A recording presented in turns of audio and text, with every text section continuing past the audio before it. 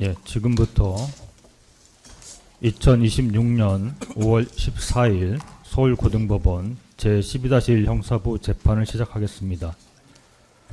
오늘 진행할 사건은 서울고등법원 2026로 648 피고인 윤석열 등의 내란 우두머리 등 사건입니다. 재판을 시작하기 전에 안내 말씀을 드리겠습니다. 원활한 재판 진행을 위해 법정 내 질서를 지켜주시고 방청을 오신 분들께서는 정숙한 가운데 재판을 방청하여 주십시오. 이를 위반하는 경우 퇴정 또는 과태료 처분을 받을 수 있으며 사안이 중할 경우에는 감치까지 가능하오니 유의하여 주시기 바랍니다. 재판 진행에 앞서서 위원 제청 신청, 재판 중계 등에 대해서 말씀드리겠습니다. 피고인 김용현 측이 제기한 위원 제청 신청에 대하여 5월 13일자로 각하 및 기각 결정을 하였습니다. 그리고 특별검사, 이하 특검이라고 약칭합니다. 특검은 이 사건에 대하여 내란, 외환, 반란 범죄 등의 형사 절차에 관한 특례법에 따라 전체 공판기일에 대하여 재판 중계를 신청하였습니다. 이에 대하여 재판장은 국민의 알 권리 보장, 피고인들의 의견 등을 두루 고려하여 재판 중계를 허가하되 그 방식은 법원을 통한 중계 방식에 의하도록 하였습니다. 다만 재판장은 재판 중계로 인하여 국가의 안전보장 또는 안녕 질서를 방해하거나 선량한 풍속을 해할 염려가 있을 때 법정 질서 유지를 위하여 필요하다고 인정하는 때에는 촬영 및 중계를 일시 중단시킬 수 있으며 또한 소송 관계인의 변론권, 방어권, 기타 권리의 보호, 법정의 질서 유지 또는 공공의 이익을 위하여 촬영 및 중계 등의 시간, 방법을 제한하는 등 필요한 조치를 할 수 있음을 알려드립니다. 위 특례법에 따라 전체 공판기일의 심리의 전부가 속기, 녹음됨도 알려드립니다. 피고인 윤석열이 5월 13일자로 당해 재판부에 대하여 기피 신청을 하였습니다. 이에 대해서 특검 측은 5월 13일자로 의견서를 제출한 바 있으나 당 재판부에서는 피고인 윤석열에 대해서는 변론을 분리하여 심리한다는 결정을 고지합니다. 그리고 피고인 윤석열에 대한 공판기일은 추후에 지정하도록 하겠습니다. 예, 피고인들은 입정해 주시기 바랍니다. 다 입정했나요? 예. 예, 출석 확인해 보겠습니다. 예, 특검 측은 누가 출석하셨습니까? 특검 측은 장우성 특별검사보, 이창규 검사, 조재철, 유병국, 서성광, 구승기, 장지영, 박대한, 송성광, 정기훈, 유승재 검사 출석했습니다.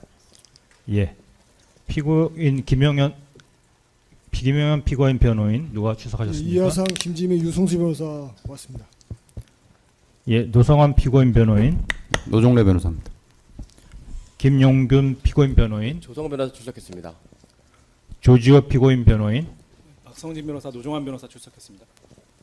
박성진, 노정환 변호사 출석했습니다. 노정환 변호사님이요.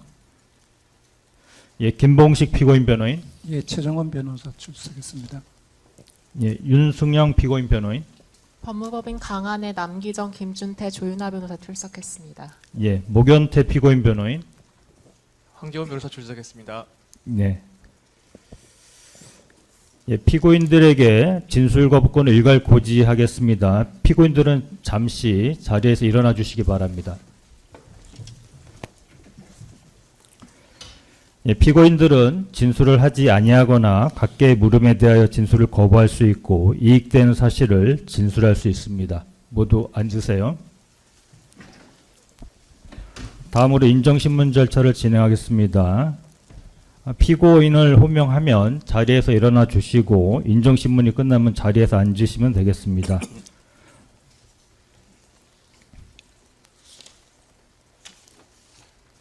예, 먼저 김영현 피고인 자리에서 예, 이름 말씀해 보세요. 예, 김용현입니다. 예, 생년월일 말씀해 보세요. 예, 직업 말씀해 보세요. 없습니다. 전 국방부장 지금 무직이고 전 국방부 장관 그렇게 하면 되겠죠? 네, 예, 주거지 말씀해 보세요.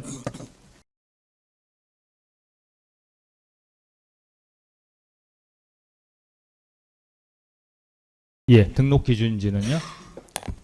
등록 기준지 옛날 본적지라고 하는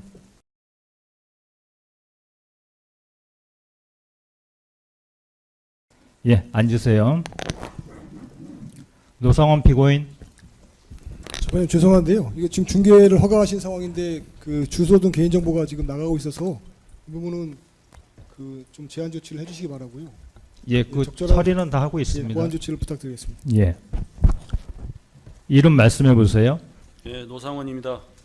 예, 생년월일 말씀해 보세요. 예, 직업은요? 무직입니다. 예, 주거지는요?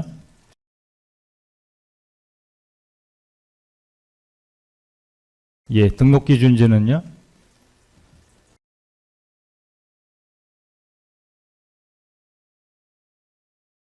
예, 앉으세요. 예, 김영근 피고인. 예, 이름 말씀해 보세요. 김용군입니다. 예, 생년월일 말씀해 보세요. 예, 직업은요? 무직입니다. 1심에서는 자영업으로 돼 있었는데 지금은 무직입니까? 프리랜서. 예? 프리랜서.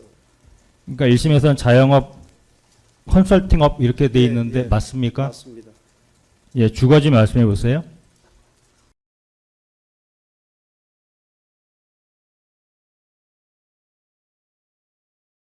예, 등록 기준지는요? 예, 앉으세요.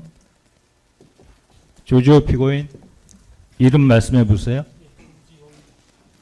생년월일 말씀해 보세요. 네, 직업은요? 없습니다. 예, 무직으로 해서 전 경찰청장으로 정리하겠습니다. 예, 주거지는요?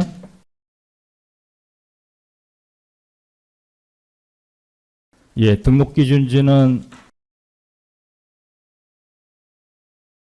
예, 앉으세요. 김봉식 피고인 예, 이름 말씀해 보세요. 네, 김봉식입니다. 예, 생년월일 말씀해 보세요. 네, 직업은요? 현재 없습니다. 1심에서는 경찰 공무원으로 돼 있었는데 지금은 예, 전 서울경찰청장이고 현재는 없습니다. 예, 그러면 무직으로 하고 전 경찰 공무원으로 하겠습니다. 예, 주거지 말씀해 보세요.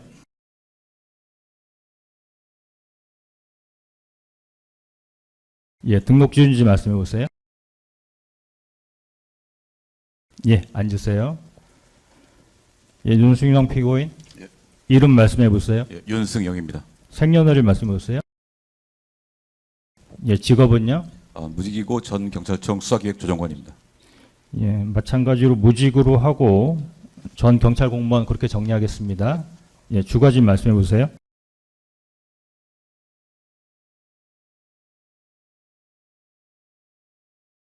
예, 등록 기준지는요? 예, 앉으세요. 오견태 피고인 이름 말씀해 보세요. 예, 목현태입니다. 예, 이름 말씀해 보세요. 예, 목현태입니다. 아, 죄송합니다. 생년월일 말씀해 보세요. 네, 직업은요? 전 국회 경비대장이고 현재 무직입니다. 지금은 경찰 공무원이 아니신 건가요? 예, 예. 예, 마찬가지로 무직으로 하고 전 경찰 공무원으로 하겠습니다. 주거지 말씀해 보세요.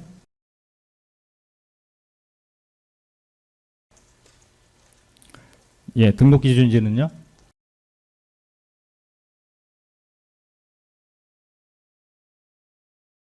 맞습니다. 예, 앉으세요.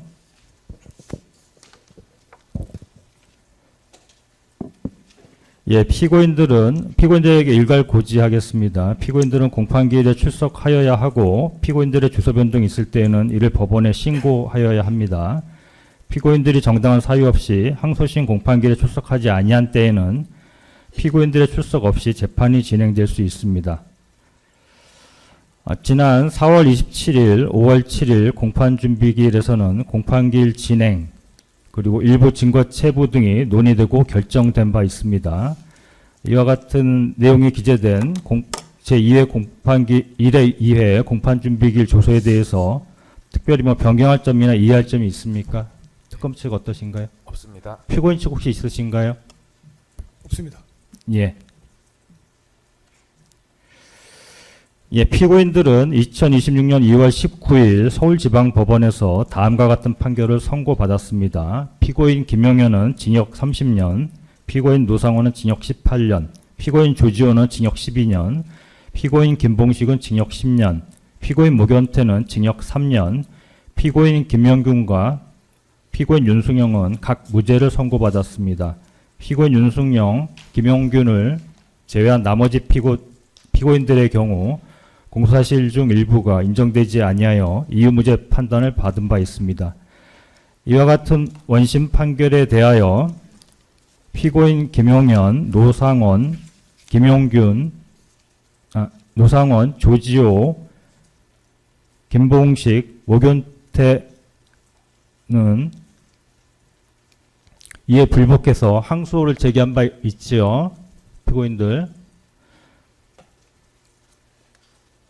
원심 판결에 대해서 특검도 항소한 사실을 알고 있습니까? 지금 호명한 피고인들. 예, 알고 있습니다. 예. 그리고 피고인 김용균, 윤승영은 특검이 원심 판결에 대해서 불복해서 항소한 사실 알고 있습니까? 예, 알고 있습니다. 예.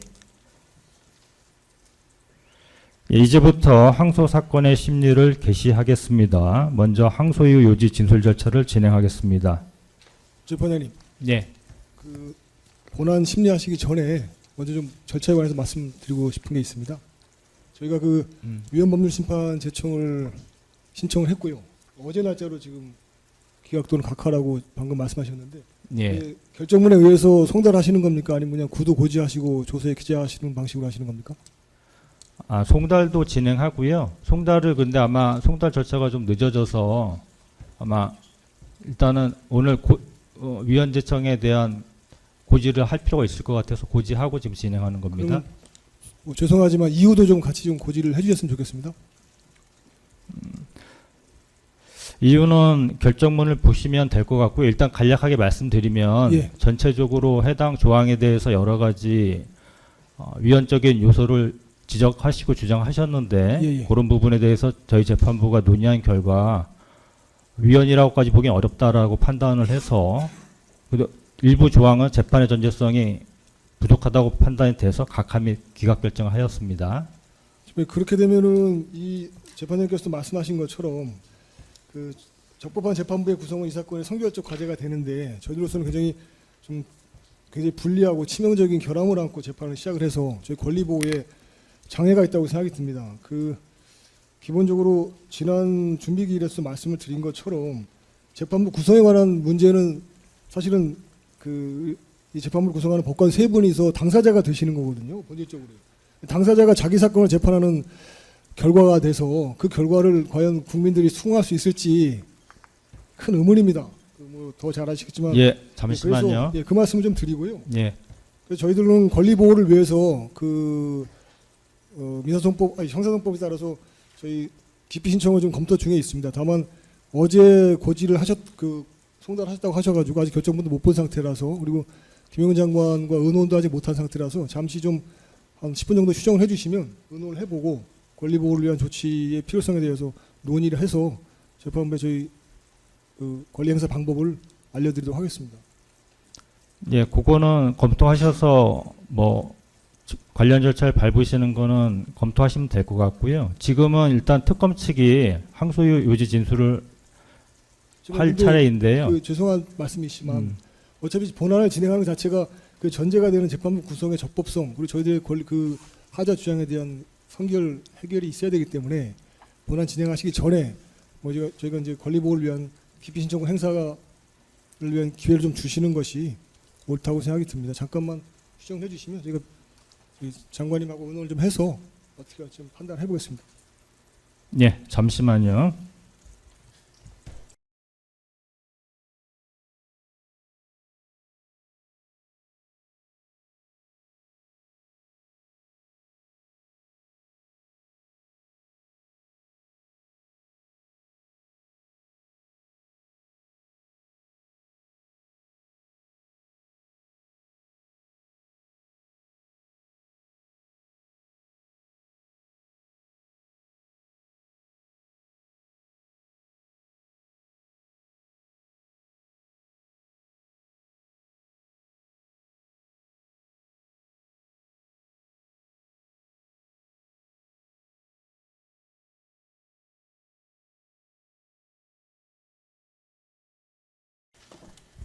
지금 변호인께서 말씀하시는 취지는 법정에서 기피 신청을 할지 여부를 결정하기 그렇습니다. 위함입니까? 예, 맞습니다. 왜냐하면은 본안을 또 진행하고 나면 저희들이 그 기피 신청권 행사가 뭐 소송 절차의 뭐 진행에 장애를 준다 이런 식의 또 반대 논리가 있을 수 있어서 본안 진행하시기 전에 잠깐 의논할 시간을 주십사 요청드리는 거고요. 저희가 접견해서 의논할 미리 시간을 확보하지 못했기 때문에 예, 뭐 그거는 잘 알겠고요. 맞습니다. 예. 근데 일단 오전 절차를 진행하고 그 다음에 어차피 오후에 또 후속 절차가 있는데 그때 이젠 김영현 피고인 측은 항소 요지를 진술하실 차례인데 일단 오전은 진행을 하고 그 다음에 그 사이에 할지 말지를 결정하시면 어떨까 하는 생각도 드는데. 저희도 뭐 재판장님 말씀에 따르면 좋겠습니다만은 특검이 항소 유서 진술할 때 저희가 협조를 하게 되면은 결과적으로 나중에 가면 이 절차에 협조했다. 그래서 기피 신청권의 행사에 장애가 생길 수 있다. 이런 논리가 나오거든요, 항상. 그래서 이런 말씀을 드리니까 뭐 긴 시간은 필요 없습니다. 잠깐 의논 드리고서. 그럼 뭐 시간이 어느 정도 필요하십니까? 5분, 저는 10분 정도 바라는데요. 재판장 소송 지휘 해주신 대로 따르도록 하겠습니다.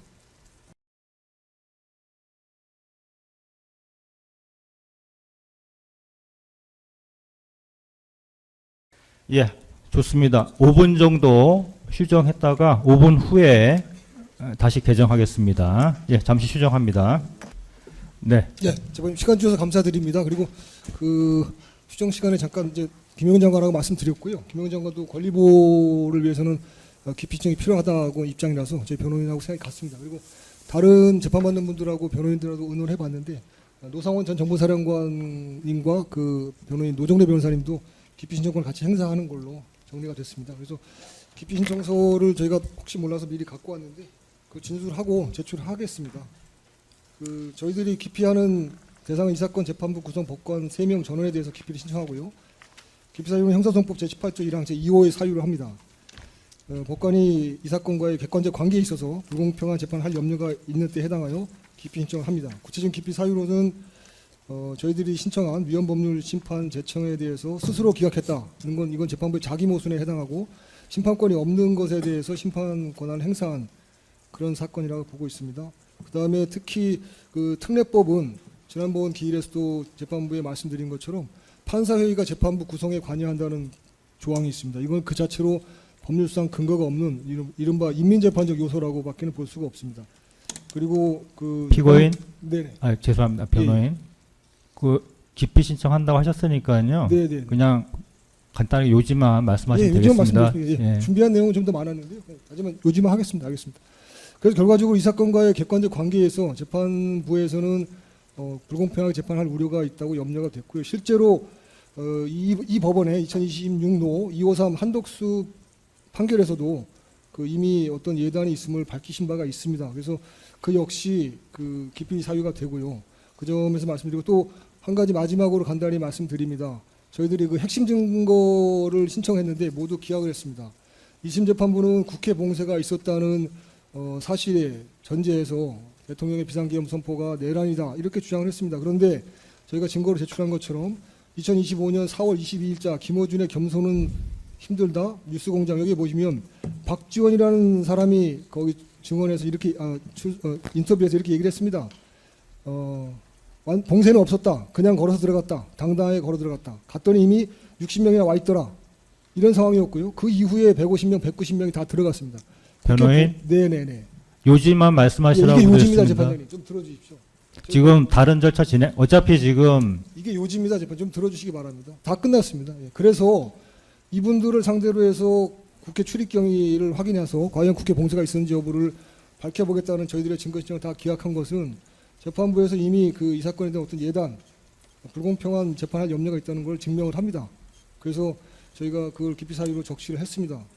그 다음에 이런 상황에서 그 위헌법률 심판 제청을 하지 않으시고 그걸 기각한 다음에 공판 조치가 진행한다는 것은 그냥 저희들에게 어떤 불이익을 강요하는 것밖에는 되지 않습니다. 그래서 이미 말씀드린 것처럼 이거는 그 인권의 최후보로서의 법관의 사명을 저버리는 것이다 라는 입장이고요. 그래서 기피 신청을 제출하겠고 형사소송법 22조에 따라서 소송 절차 진행을 정지시켜 주시기 바랍니다. 예, 다 말씀하신 건가요? 제출하겠습니다. 예. 그리고 노상원 피고인, 예, 기피 신청하시는 겁니까? 노상원 피고인, 직접 말씀해 보세요. 기피 신청하시는 겁니까? 아, 예, 맞습니다. 김용현 피고인도 직접, 예, 맞습니까? 예, 오늘 그러면 김용현 노상원 피고인이 일단 구두로 법정에서 기피 신청한 것으로 정리하고요. 지금 그 김용현 피고인 측은 아마 서면으로 준비가 되신 것 같은데요. 그 서면을, 만들었습니다. 예, 예. 일단 서면을 저희가 접수받고요. 그다음 노상원 피고인 측은 저희도 그 서면으로- 서면에 도장을 같이 날인을 같이 했습니다. 연명을 했습니다.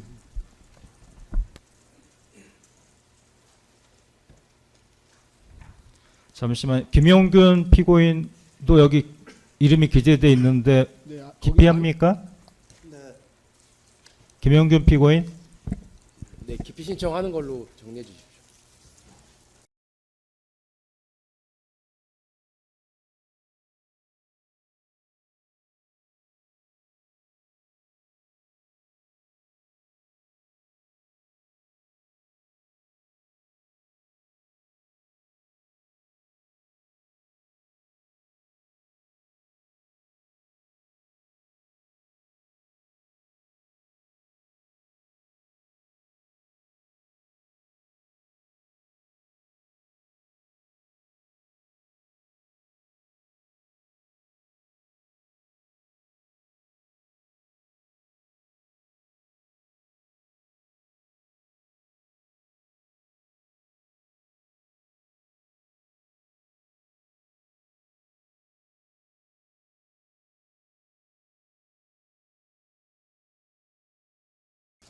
예, 김용균 피고인 기피 신청하는 거 맞습니까? 예, 김용균 피고인 변호인은 여기 그 날인이나 사인이 없는데요. 요거 보완해 주세요. 지금.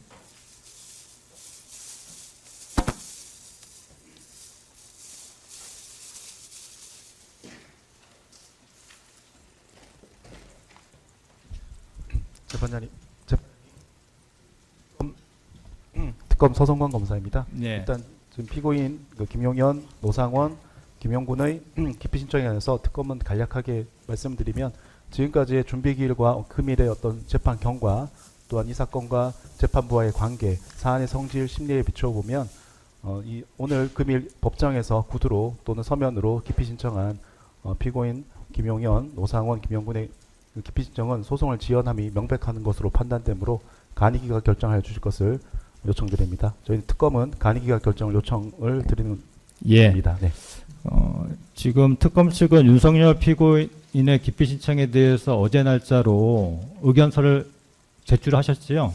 네, 예, 그렇습니다. 그 내용도 다 저희가 읽어서 확인해서 논의를 했는데 지금 뭐 저희 재판부도 다소는 유감입니다만 지금 현재 단계에서 기피 신청의 소송 지연의 목적이 명백하다거나 다른 간이 기각을 할 그런 사안은 못 된다고 지금 현 단계에서는 그렇게 판단이 들기 때문에 간이 기각 결정을 하지 않도록 하겠습니다. 저희가 어차피 이 부분은 한번 정리가 된 다음에 그 다음에 재판을 진행하는 것이 절차의 명확성 측면에서 더 낫겠다는 그런 저희가 논의를 했기 때문에 간이 기각은 하지 않고 그러면 김용현, 노상원, 김용균 피고인은 오늘자 기피 신청서로 기피한 것으로 저희가 확인을 했고요. 그러면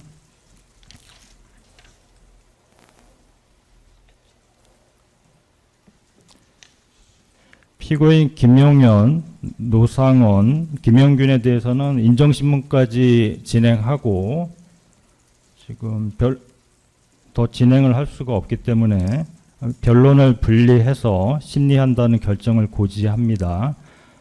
김용현, 노상원, 김영균 피고인에 대해서도 공판기일은 추정하겠습니다. 예, 해당 피고인 및 변호인은 법정에서 퇴정하셔도 되겠습니다.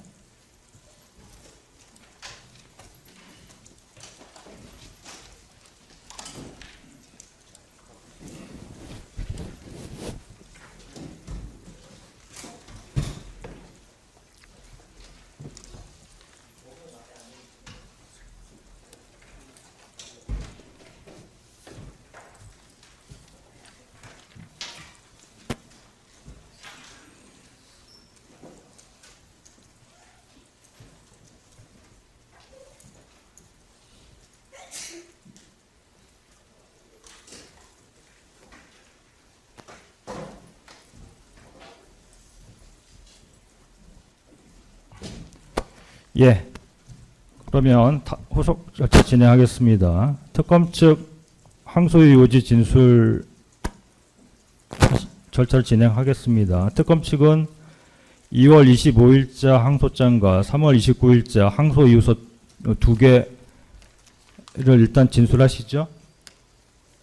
지금 근데 오늘 그 항소 이유서, 항소장과 항소 이유서 중에서 피고인 윤석열, 김용현, 노상원, 김용균의 그 고유 부분에 대한 부분은 제외하고요. 그 다음에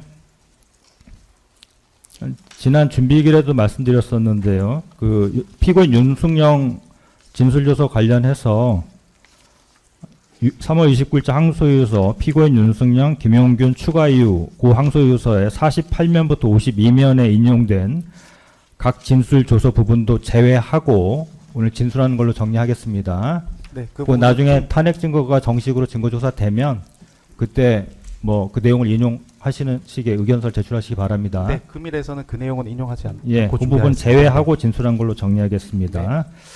네. 예, 이에 따라서 뭐 PPT로 항소의 요지 진술하시죠.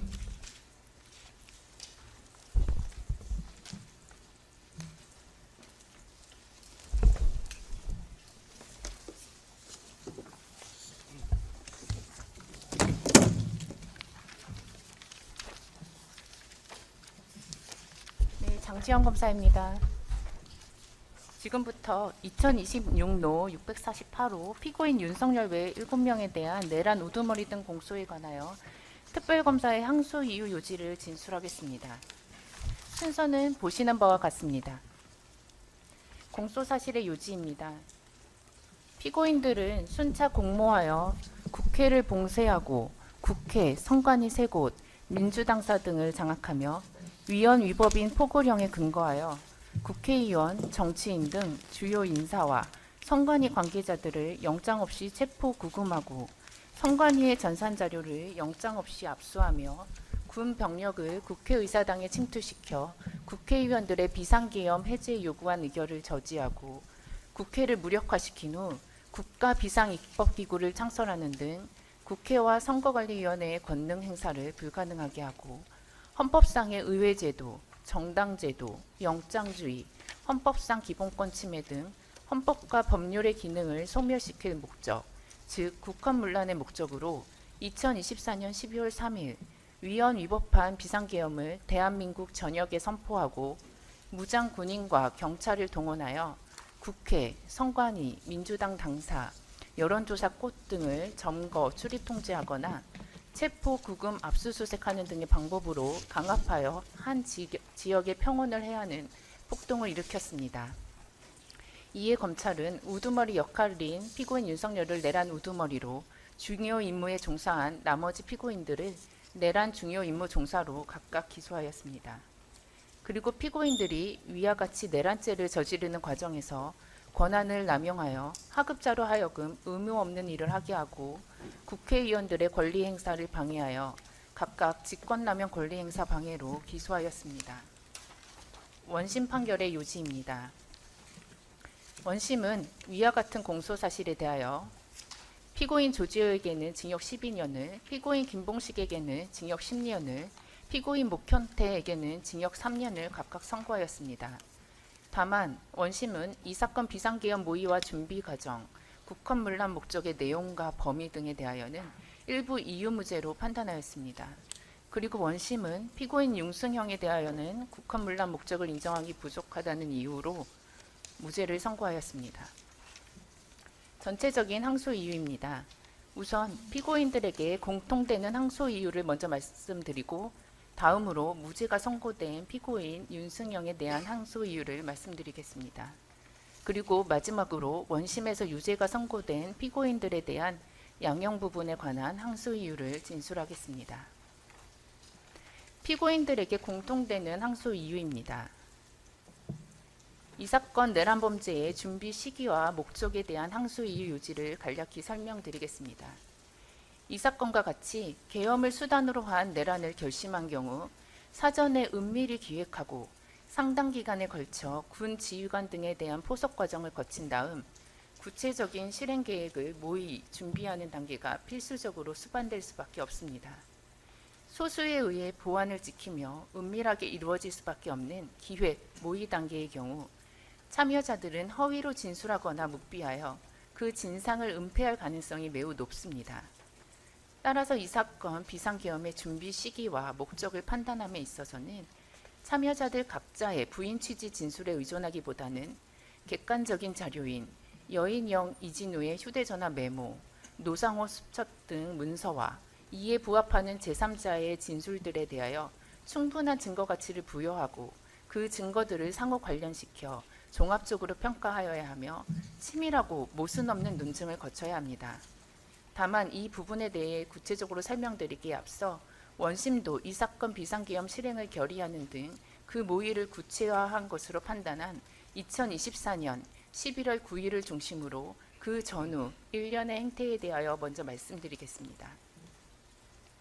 원심이 인정한 사실관계에 따르면 피고인 윤석열이 2024년 11월 9일 오전 무렵 피고인 김영훈과 통화한 이후 여인영이 체포대상자 이재명, 한동훈, 우원식 등 14명의 명단을 메모하고 비상계엄을 전제로 부정선거 수사 등을 논의한 피고인 노상원, 피고인 김영군 등의 안상 카페 모임 등이 이루어졌습니다. 그리고 같은 날 저녁 국방부 장관 공관 모임에서 군 지휘관들이 피고인 윤석열의 비상계엄에 동조하고 참여할 것을 결의하는 등 이 사건을 모의하였는데 이날 모임이 피고인 윤석열, 피고인 김영훈과 여인영, 곽종근, 이진우 등 군 지휘관들이 비상계엄 모의를 구체화한 마지막 모임입니다. 그렇다면 원심이 인정한 사실관계에 의하더라도 피고인 윤석열 등은 늦어도 마지막 모임인 2024년 11월 9일 무렵에는 계엄군의 준비 태세, 출동 시기, 임무 범위 등 구체적인 실행 계획을 논의, 확정하고 결의하였음을 알 수 있습니다. 나아가 피고인 윤석열과 피고인 김용현의 2024년 11월 9일 오전 무렵 통화 후 피고인들의 일사불란한 일련의 행태는 그 이전부터 비상계엄 실행에 관하여 구체적인 논의를 진행해 왔음을 뒷받침합니다.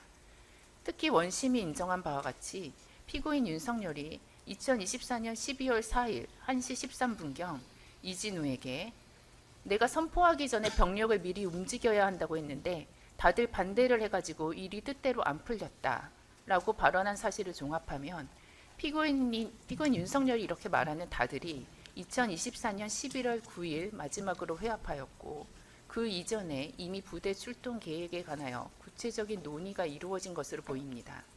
이 모임과 관련하여 그 전후에 비상계엄과 관련된 내용이 작성된 여인영과 이진우의 휴대전화 메모에 대해 말씀드리겠습니다. 여인영의 2024년 11월 5일자 휴대전화 메모를 보면 지읒, 티읒, 시옷, 비읍, 공통된 의견임이라는 내용이 있습니다. 2024년 11월 9일을 전후로 이 사건 비상계엄을 구체적으로 준비하거나 논의한 관련자들의 신분이나 위치, 준비 또는 모의 내용 및 행태, 관련 공부대 등을 종합하면 여기에 기재된 지읒은 정보사를, 티읒은 특전사를, 시옷은 수방사를, 비읍은 방첩사를 각 지칭합니다. 그리고 공통된 의견임, 사인은 각오하고 있음 등 메모의 내용에 비추어 2024년 11월 5일자 여인영 휴대전화 메모는 2024년 11월 9일 비상계엄 실행을 최종적으로 확정하기 위한 마지막 모임을 앞두고 여인영, 이진우, 곽종근, 피고인 노상원 4인이 합의한 사항을 상급자인 피고인 윤석열, 피고인 김용현에게 보고하기 위하여 정리한 메모로 보입니다. 여인영은 2024년 11월 5일자 위 메모를 포함하여 그 전후로 약 2개월 동안 사회에 걸쳐 평일 근무 시간 중 북한의 도발을 유인하기 위한 조치를 선제적으로 실행하자는 내용의 메모를 작성하였고 그중 일부는 상급자 보고용으로 보이는 메모입니다. 그리고 여인영이 2024년 10월에서 11월경 해당 메모를 작성할 당시 실제로 북한의 무력 도발을 유인하기 위한 무인기 작전이 진행되었습니다. 또한 참고로 이진우가 2024년 10월 7일 작성한 휴대전화 메모를 통하여 그 이전에 이미 이진우가 참여하는 비상계엄 계획이 확정되었고 출동한 수방사 부대까지 특정되어 있었음을 알 수 있습니다. 이와 같은 여인형 이진우 메모의 작성 시기 및 내용을 고려하면 피고인 윤석열, 피고인 김용현과 군사령관들은 오랜 기간 비상계엄을 모의하고 준비하면서 비상계엄 선포 요건을 조성하기 위해 북한의 도발을 유도하였다는 사실을 알 수 있습니다. 그럼에도 원심은 위 휴대전화 메모 중 특정 시점에 작성된 메모만을 증거로 취사하고 그와 다른 시점에 작성되거나 중요한 의미를 지니는 메모의 내용은 특별한 사유 없이 증거로서의 가치를 배제하거나 판단 자체를 누락하였습니다. 다음으로 여인형의 2024년 10월 27일자 메모를 보면 포고령 위반 최우선 검거라는 내용이 있고 이러한 구체적인 메모는 비상계엄 실시가 이미 결정된 상황에서만 가능한 내용입니다. 비상계엄이 결정되었기 때문에 실행에 대비하여 휴대폰, 사무실, 자택 주소 확인이라는 검거 방법을 구체적으로 기재한 것입니다. 또한 점령, 출입 통제, 현장 보존, 이후 군 검경 합동 수사라는 메모는 사람의 체포가 아니라 시설 또는 기관을 전제로 한 것으로 현장 보존, 이후 합동 수사라는 기재에 비추어 보면 선거관리위원회를 의미하는 것임을 알 수 있습니다.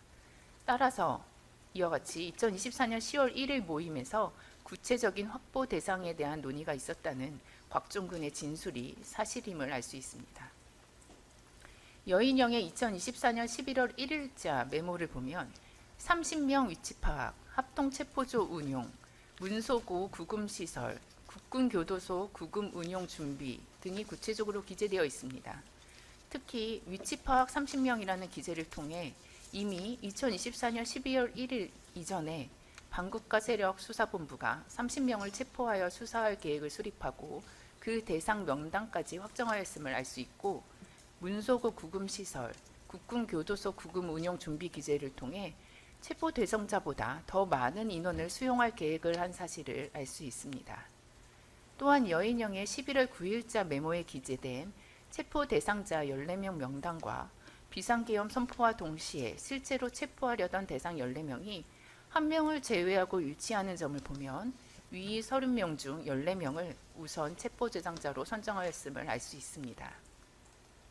그리고 해당 메모에 체포조 구성, 구금 장소, 출국 금지 등 수사본부의 구성과 운용에 관한 사항이 상세히 기재된 점, 2024년 10월 27일 위치 확인 방법에 관한 메모 및 2024년 11월 9일자 14명 명단 메모와의 연계성에 비추어 보면 이러한 준비는 이미 2024년 10월경부터 치밀하게 진행되어 왔음을 알 수 있습니다. 결국 이와 같은 객관적 자료에 비추어 보면 이 사건 비상계엄은 우발적이거나 단기간에 형성된 것이 아니라 상당 기간에 걸쳐 치밀하게 준비된 범행임이 명백합니다. 한편 노상원이 수첩 7쪽과 9쪽에 기재한 내용은 실제 2023년 10월에서 11월경 단행된 장군 인사 내역과 정확히 일치합니다. 특히 여인형을 비상계엄 실행을 위한 핵심 직책인 국군 방첩사령관으로, 소영기를 그 참모로, 박완수를 향후 계엄 사령관으로 임명할 육군 참모총장으로, 김응준을 그 참모로 배치하는 구상이 수첩에 그대로 나타나고 이 인사가 실제로 그대로 실행되었습니다. 이미 이루어진 인사 내용을 굳이 기재할 이유가 없다는 점에서 위 내용은 2023년 10월경 군 인사전에 작성된 것임을 알 수 있습니다.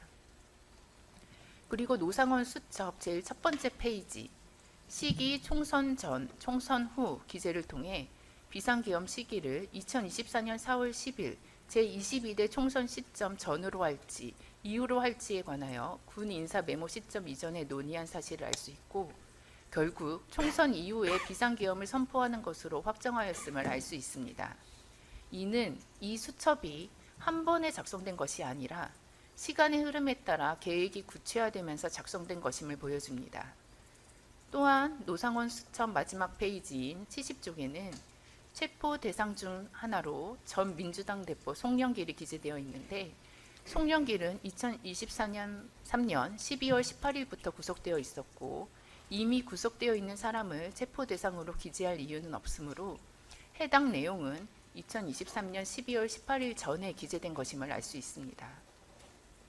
그렇다면 노상원 수첩은 2023년 10월 이전부터 작성되었음이 명백하므로 작성 시기가 확인된 이상 이 사건 비상계엄의 계획, 준비 시기 역시 2023년 10월 이전이었음이 확인됩니다.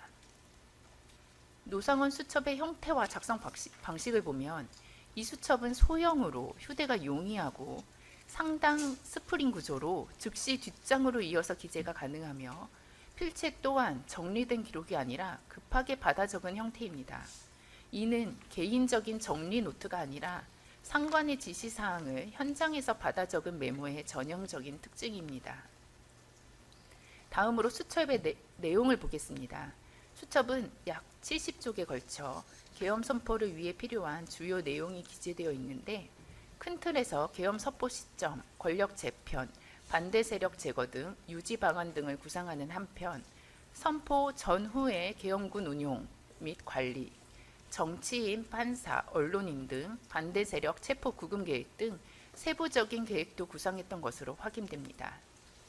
특히 3월 중 보고라는 기재는 결정적입니다. 이는 계엄 후에 필요한 후속 조치 사항을 상급자에게 보고할 계획이 전제된 것으로 피고인 노상원이 단독으로 작성한 문서라면 사용할 수 없는 표현입니다. 이 수첩의 내용은 실제 발생한 행태와도 정확히 일치합니다. 수첩의 명분, 침투 교전이라는 기재는 피고인 노상원이 2024년 9월 9일 사격자라고 폭파자라는 인원, 즉 7에서 8명을 정보사 김모 대령에게 차출하도록 지시하고 비상계엄 선포 여건을 조성을 위하여 북한의 무력 도발을 유인하는 여인형의 메모 기재와 일치합니다. 즉 내란 실제 규명의 중요성을 고려할 때 가담자들이 생성한 메모 및 행태와 상호 연계하여 노상원 수첩의 증명력을 치밀하게 논증하여 판단하여야 함에도 노상원 수첩의 증명력을 간과한 원심의 판단은 현출된 증거를 논리칙과 경험칙에 기반하여 치밀하게 종합적으로 논증해야 하는 증거 법칙을 위반한 것입니다. 위와 같은 사실들이 노상원 수첩에 명백히 기재되어 있음에도 원심은 노상원 수첩의 증명력을 배청하였습니다. 수첩의 작성 시기에 비추어 보면 모의 초기 단계에 작성된 것으로 밑그림을 그리는 작업 중에 작성된 것으로 보입니다. 그렇다면 전체적인 맥락과 계획의 뼈대나 중요한 사항을 위주로 기재하고 추후 결정해야 할 세부 사항과 내용은 미완성 내지 불확실한 상태로 기재하는 것이 상식입니다.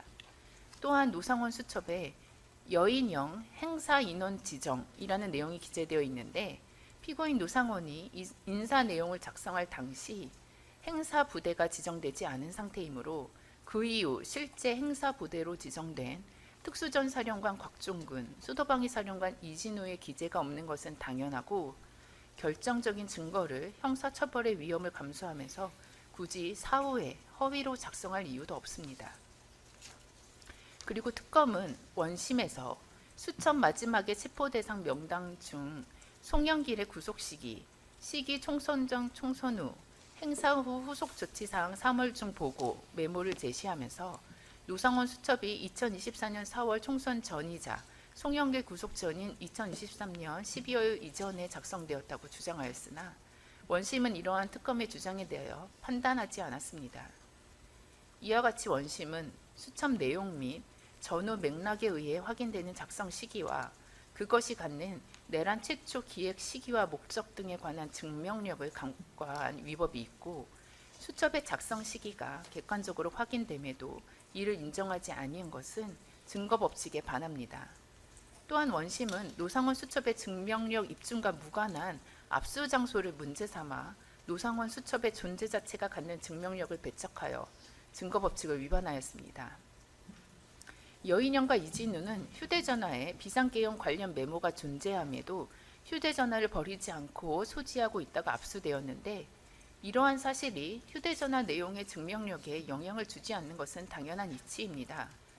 게다가 노상원 수첩은 실제 주거지가 아닌 모친의 주거지에 있는 방, 책상 위, 박스 안에 보관되어 있었던 것으로 이는 방치한 것이 아니라 오히려 은밀하게 관리한 것입니다. 이와 같은 점을 고려하여 노상원 수첩의 증명력에 관한 원심의 판단은 항소심에서 반드시 바로 잡혀야 할 것입니다. 다음으로 회합 등의 행태에 대해서 말씀드리겠습니다. 보시는 바와 같이 피고인 윤석열, 피고인 김용현은 2023년 12월경부터 비상계엄에 동참시킬 대상자들과 유대를 형성한 것을 시작으로 직무 수행상 필요성이 설명되지 않는 특정 군 지휘관 등과 안가 또는 관저에서 만찬을 하면서 야당 등 특정 정치 사회 세력에 대한 분노를 표출하고 군이 나서야 한다 또는 비상대권을 언급하는 등 비상계엄 동참을 유인하였습니다. 그리고 그 과정에서 비상계엄에 반대한 자들은 이후 회합에서 제외되었습니다. 이에 따라 국방부 장관이 신원식에서 피고인 김용현으로 교체되기까지 하였습니다. 이와 같은 회합 등 행태와 논의 내용을 연계하여 고려하면 피고인 윤석열과 피고인 김용현이 2023년 12월경부터 상당 기간에 걸쳐 군 지휘관 등에 대한 포섭 과정을 거친 사실을 알 수 있습니다. 그럼에도 원심은 이 부분을 판단함에 있어서 회합들을 연기하여 판단하지 않고 각각의 모임 자체만을 독립하여 판단하였으며 대화 내용의 실질이 아닌 계엄이라는 용어가 사용되었는지 여부만을 기준으로 삼았고 마치 산술적 판단을 하듯이 진술을 추신하였으며 피고인 윤석열, 피고인 김용현에게 불리한 진술의 신빙성을 아무런 이유 없이 배척하였습니다. 구체적인 회합 내용에 대하여 말씀드리겠습니다. 피고인 윤석열은 2024년 3월 29일 대통령 안가에서 피고인 김용현, 여인영, 국방부 장관 신원식, 국정원장 조태용과 만찬 자리를 가졌습니다. 노상원 수첩체 62쪽에 행사 후속 조치 사항 3월 중 보고라는 기재는 총선 이후에 비상계엄을 선포하는 것으로 그 시기를 확정했으므로 총선 직전인 2023년 3월 중에 행사 후, 즉 비상계엄 선포 후에 필요한 후속 조치 사항을 보고하겠다는 의미입니다. 그리고 이에 따라 2023년 윤석열에게 보고가 이루어진 후 2024년 3월 29일 윤석열이 김용현, 여인영, 국방부 장관 신원식, 국정원장 조태용과의 만찬에서 처음으로 시국 상황 해결을 위한 비상대권을 언급한 사실을 통해 계엄 선포 및 유지에 필수적인 국방부 장관과 국정원장에 대한 포섭을 시도한 것임을 알 수 있습니다. 특히 원심이 인정한 바와 같이 2024년 12월 3일 비상계엄 선포 후 윤석열이 국정원 1차장 홍장원에게 전화해서 국정원에도 대공수사권 줄 테니까 우선 방첩사를 도와 지원해 라고 말한 사실과 과거 계엄 사례 등에 비추어 계엄의 유지를 위해서는 정보기관인 국정원의 역할이 중요하다는 것을 알 수 있습니다. 또한 원심에서 방첩사령부 방첩수사단장 김대우는 방첩사령관 여인영의 지시로 2024년 3월경 방첩사 FS 훈련 시에는 합동수사팀 100여 개 정도를 만들어 계엄 사범이나 이런 경우에 출동하는 것으로 가상 출동 훈련을 하고 수도권 내 구금시설을 확인하는 등의 훈련도 하였다라고 진술한 바 있는데 이와 같이 이미 포섭된 여인영의 지시로 2023년 3월경 방첩사는 FS 훈련을 확대하기도 하였습니다. 2023년 3월 29일 대통령 안가 모임에 대하여 구체적으로 말씀드리겠습니다. 그 자리에서 윤석열은 정상적인 정치 상황으로 가기 굉장히 어려워졌다.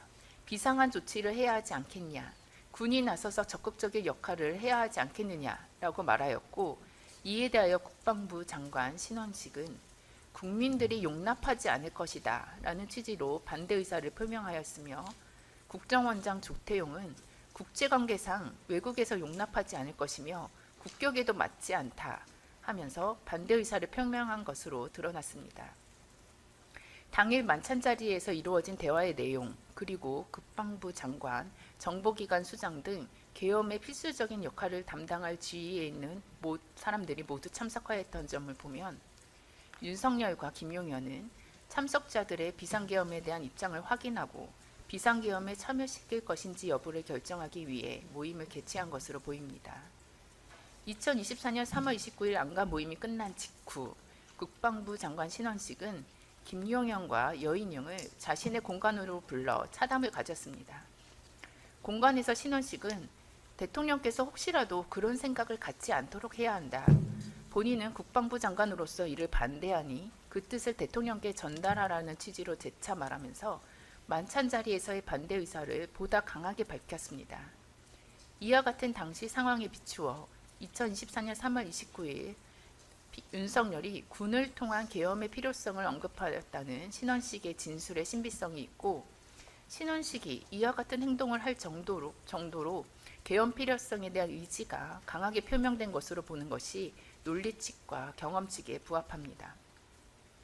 김용현은 그 이후 신원식에게 전화하여 국방부 장관 공관에서 나눈 대화를 대통령에게 보고하였고, 대통령이 실제 비상조치를 할 생각이 없다고 한다 라면서 신원식을 안심시켰는데, 그 과정에서 윤석열, 김용현, 여인영은 계엄 시 군 동원을 위해 반드시 필요한 국방부 장관 신원식의 반대 입장을 명확히 인식하게 되었고, 뒤에 자세하게 설명드린 내용과 같이 국방부 장관을 신원식에서 김용현으로 교체하고 신원식은 비상계엄 준비 과정에서 배제되었습니다.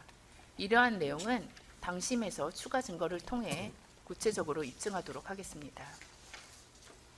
김용현은 2024년 4월 중순경 한남동 공관에서 국군 방첩사령관 여인영, 투수전 사령관 곽종근, 수도방위 사령관 이진호와 함께 전역을 하면서 2023년 11월경 동시에 교체된 여인영, 곽종근, 이진우 상호 간의 협력 체계를 강화하였고, 곽종근도 이 모임에서 계엄을 연두에 둔 대화가 이루어졌다는 점은 자인하였습니다. 이후 윤석열, 김용현, 여인영은 2024년 5월 삼청동 안가에서 이른바 충암파 회동이라 불리는 3인 회동을 한 사실이 있습니다.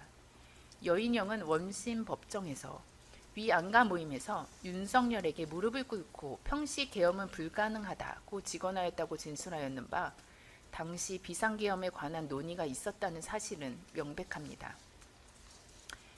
12.3 비상계엄에 가담한 주요 사령관인 여인영, 곽종근, 이진우가 2024년 5월 강남 지역에서 모여 비상계엄의 현실성을 논의한 사실이 증거로 확인됩니다. 계엄에 가담하였던 3명의 사령관이 위수 지역을 벗어나 비상계엄의 현실성을 논의하였다는 것 자체로 매우 이례적입니다. 여인영은 원심 법정에서 위 모임 내지 그 무렵에 첫째, 평시 계엄은 안 된다. 둘째, 국무회의라는 통제장치가 있어 계엄이 되겠느냐. 셋째, 잘못하면 다치기 때문에 사전에 준비해서는 안 된다. 윤석열에게 무릎을 꿇고 빌었다라는 이야기를 했다고 진술했습니다. 따라서 위 모임 내지 그 무렵 여인영이 무릎을 꿇고 진언할 정도로 구체적인 비상계엄 관련 대화가 이루어졌다고 인정할 수 있습니다. 여인영은 비상계엄 자체를 반대하였다고 주장하나 평시계엄은 안 된다 등 발언이 있었다는 것의 의미는 윤석열이 전시 상황이 아닌 평시 상황에서도 비상계엄을 할 수 있다는 의지를 보이자 여인영이 국무회의 통제 등 성공에 대한 불확실성을 이유로 무릎까지 꿇고 평시계엄에 반대한다는 의견을 개진하면서 전시 상황 등 비상계엄을 선포할 수 있는 군사적 여건을 조성할 필요가 있다는 취지로 진언한 것으로서 전시 상황 등 군사적 여건이 조성된 비상계엄에는 찬성하였다고 봄이 상당합니다. 결국 윤석열, 김용현, 여인영 모두 비상계엄 선포를 위해서는 북한의 무력 도발을 유도하여 비상계엄을 선포할 수 있는 전시 상황 조성이 필요하다는 점에 대한 공감대가 형성되었다는 것을 의미한다고 할 것입니다. 윤석열은 2024년 6월 17일 삼청동 안가에서 당시 대통령 경호처장인 김용현, 여인영, 합참차장 강호필, 곽종근, 이진우 등과 함께 회동하였습니다. 위 모임에서도 시국 상황과 관련된 윤석열의 발언이 지속되었는데, 위 자리에서 김용현이 여인영, 이진우, 곽종근, 강호필에 대해 이 4명이 대통령께 충성을 다하는 장군이다 라고 말한 것은 이 회동이 비상계엄 가담자를 규합하고 포섭하기 위한 과정이었음을 방증합니다. 그런데 2024년 6월 모임에 참석하였던 당시 합참차장 강호필은 2024년 7월 하와이 순방을 기점으로 비상계엄 참여 대상에서 제외된 것으로 확인됩니다. 이는 윤석열이 2024년 7월 하와이 순방 당시 강호필을 따로 불러 군이 참여를 해야 하는 것 아니냐 등 시국 상황과 관련된 발언을 지속하였고, 이에 강호필은 순방에서 귀국한 직후 신원식과 합참의장 김용수에게 윤석열의 발언에 대해 보고하며 전역을 희망한다는 의사를 밝히며 자신은 비상계엄에 참여할 의사가 없다는 의사를 밝힌 것입니다. 이를 기화로 강호필은 비상계엄 준비 과정에서 제외되었고, 이러한 내용은 당심에서 추가 증거를 통해 구체적으로 입증하도록 하겠습니다. 신원식은 강호필로부터 하와이 순방에서의 일을 전해 듣고 2024년 3월 안가 회동에서 있었던 일이 또다시 발생했다는 것을 알게 되어 김용현에게 항의하였습니다. 2024년 7월경 윤석열이 해외 순방을 다녀온 이후 윤석열, 김용현, 여인영은 2024년 8월경 대통령 관저에서 3인 회동을 진행하였습니다. 그리고 그 직후인 2024년 8월 12일경 국방부 장관 후보자로 피고인 김용현이 지명되었으며 신원식은 국가안보실장으로 임명되었습니다. 원심은 위 2024년 8월 초순 모임이 여인영이 윤석열에게 정보사 간첩 혐의 사건을 보고하기 위한 것으로 보았으나 대통령실이 아닌 늦은 밤 관저에서 국방부 장관도 아닌 경호처장 배석 아래에 간첩 사건을 보고할 합리적 이유가 없다는 점에서 간첩 사건을 보고하는 자리로 본 원심의 판단은 타당하지 않습니다. 위 모임 직후인 2024년 8월 12일 김용현이 국방부 장관으로 지명되었다는 점을 고려하면 위 모임은 2024년 7월경 하와이 순방에서 윤석열의 비상계엄 관련 발언을 강호필로부터 보고받은 신원식이 김용현에게 강하게 이의를 제기하며 반대하자 임박한 비상계엄 준비를 위하여 국방부 장관 교체를 논의한 자리로 보는 것이 상당하고, 이러한 내용은 당심에서 추가 증거를 통해 구체적으로 입증하도록 하겠습니다. 여인영도 2024년 11월 5일자 메모에서 이러한 일련의 소동을 강호의 살해 참고 고통스러운 가정이라고 표현했습니다. 피고인 김용현은 2024년 9월 6일 국방부 장관으로 취임했습니다. 그 이후 노상원은 소위 보안 손님이라 불리는 비공식적인 방법으로 국방부 장관 공간을 드나들었습니다.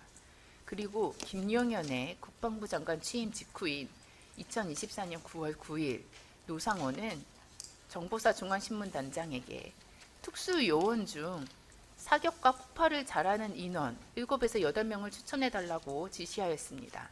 본격적으로 비상계엄의 실행을 준비한 것입니다. 민간인인 노상원이 현역 정보사 중앙신문단장을 만나 사격과 폭발을 잘하는 인원을 추천하라고 지시할 수 있었던 것은 김용현의 관여가 있었다고 평가할 수밖에 없습니다. 또한 노상원의 지시가 이행되려면 노상원으로부터 지시를 받은 정보사 군인은 그 내용을 정보사령관에게 보고해야 하고, 정보사령관 또한 국방부 장관에게 관련 사항을 보고해야만 합니다. 이러한 사정을 잘 아는 전직 정보사령관인 노상원이 사격 폭파 잘하는 인원을 추천하라고 지시하였다는 것은 이미 당시 국방부 장관인 김영원과 협의를 마쳤다는 것을 의미합니다. 윤석열과 국방부 장관에 취임한 김용현은 2024년 10월 1일 국군의 날 행사 이후 대통령 관저에서 12.3 비상계엄에 참여할 3명의 장군인 여인영, 곽종근, 이진호와 함께 회동했습니다. 윤석열, 김용현의 주장처럼 그날의 만찬이 국군의 날 행사를 진행한 군을 격려하기 위한 자리였다면 군의 최고 지휘부인 합참의장과 6회 공군 참모총장 등 주요 지휘자들이 참석했어야 할 것입니다. 그러나 여인영, 곽종구, 이진우 등 3명의 장군만이 모임에 참석했고 합참의장 등은 모임이 진행된다는 사실 자체도 알지 못했습니다. 또한 여인영, 곽종군, 이진우의 운전원들조차 그 행선지를 알 수 없도록 하기 위해 인근 주차장에서 하차하여 이동하였고 사복으로 갈아입은 채 출입 기록도 남기지 않은 상태로 대통령 관저로 오게 하였습니다. 정상적인 회합이었다면 이와 같은 복잡한 절차를 거쳤을 리 만무합니다. 결국 회합은 티읕 시옷 비읍으로 한정한다는 여인영 메모의 기재와 같이 국군의 날 행사 이후 대통령 관저에서 이루어진 만찬에 티읕 특정사령관 곽종군, 시옷 수도방위사령관 이진우, 비읍 방첩사령관 여인영만 참석한 것입니다. 위 모임이 국군의 날 행사를 격려하기 위한 정상적인 만찬이 아니었음을 너무나도 쉽게 확인할 수 있습니다.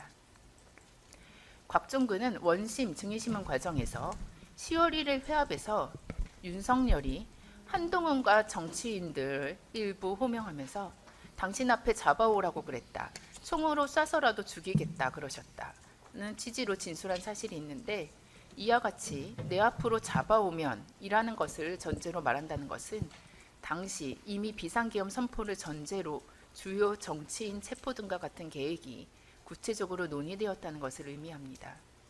회합의 참석자인 곽종근은 10월 1일 회합에서 비상계엄 선포 시 출동한 부대와 장소 등이 특정되었다고 진술하였습니다. 비상계엄 선포를 전제로 구체적인 출동 부대와 출동 대상을 논의하는 등 비상계엄 계획이 구체화된 것이고, 위와 같은 비정상적인 회합 이후 곧바로 김용현은 무인기 작전을 시행할 것을 지시하여 북한의 무력 도발을 유도하기도 하였습니다. 결국 10월 1일 회합을 통해 북한이 도발할 경우 곧바로 비상계엄을 선포하겠다는 계획이 구체적으로 확정되었다는 것입니다. 다음 이진우 여인영 사령관이 작성한 메모 관련 부분은 유승재 검사가 이어서 발표하도록 하겠습니다. 네, 유승재 검사입니다. 계속해서 발표하도록 하겠습니다. 수방사령관 이진우는 2024년 10월 7일 휴대전화에 김용현에게 보고하는 2장 분량의 메모를 작성하였습니다.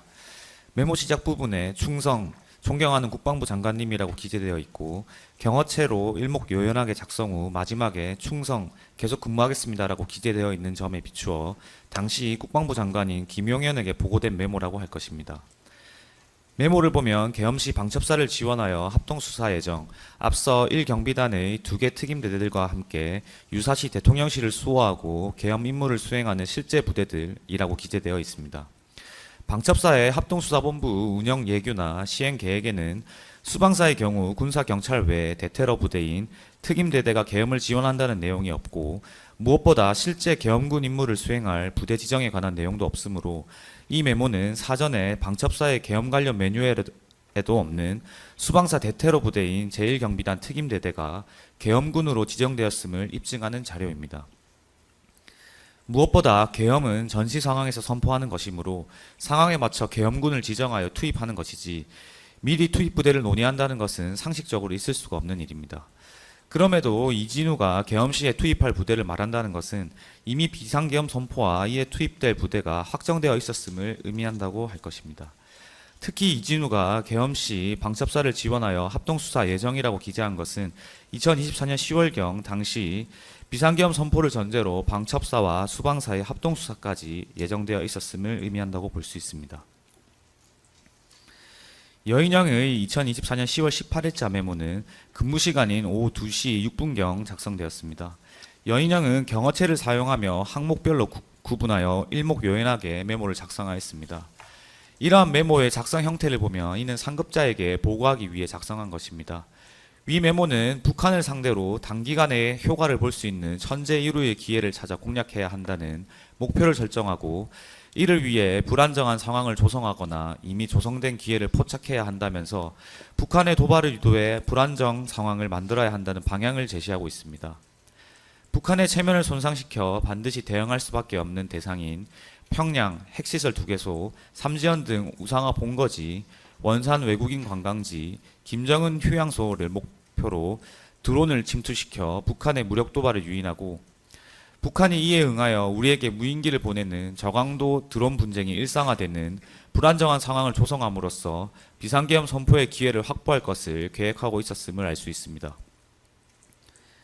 특히 여인영은 메모에 정찰 및 전단 작전, 즉 작전이라는 표현을 사용하고 있습니다.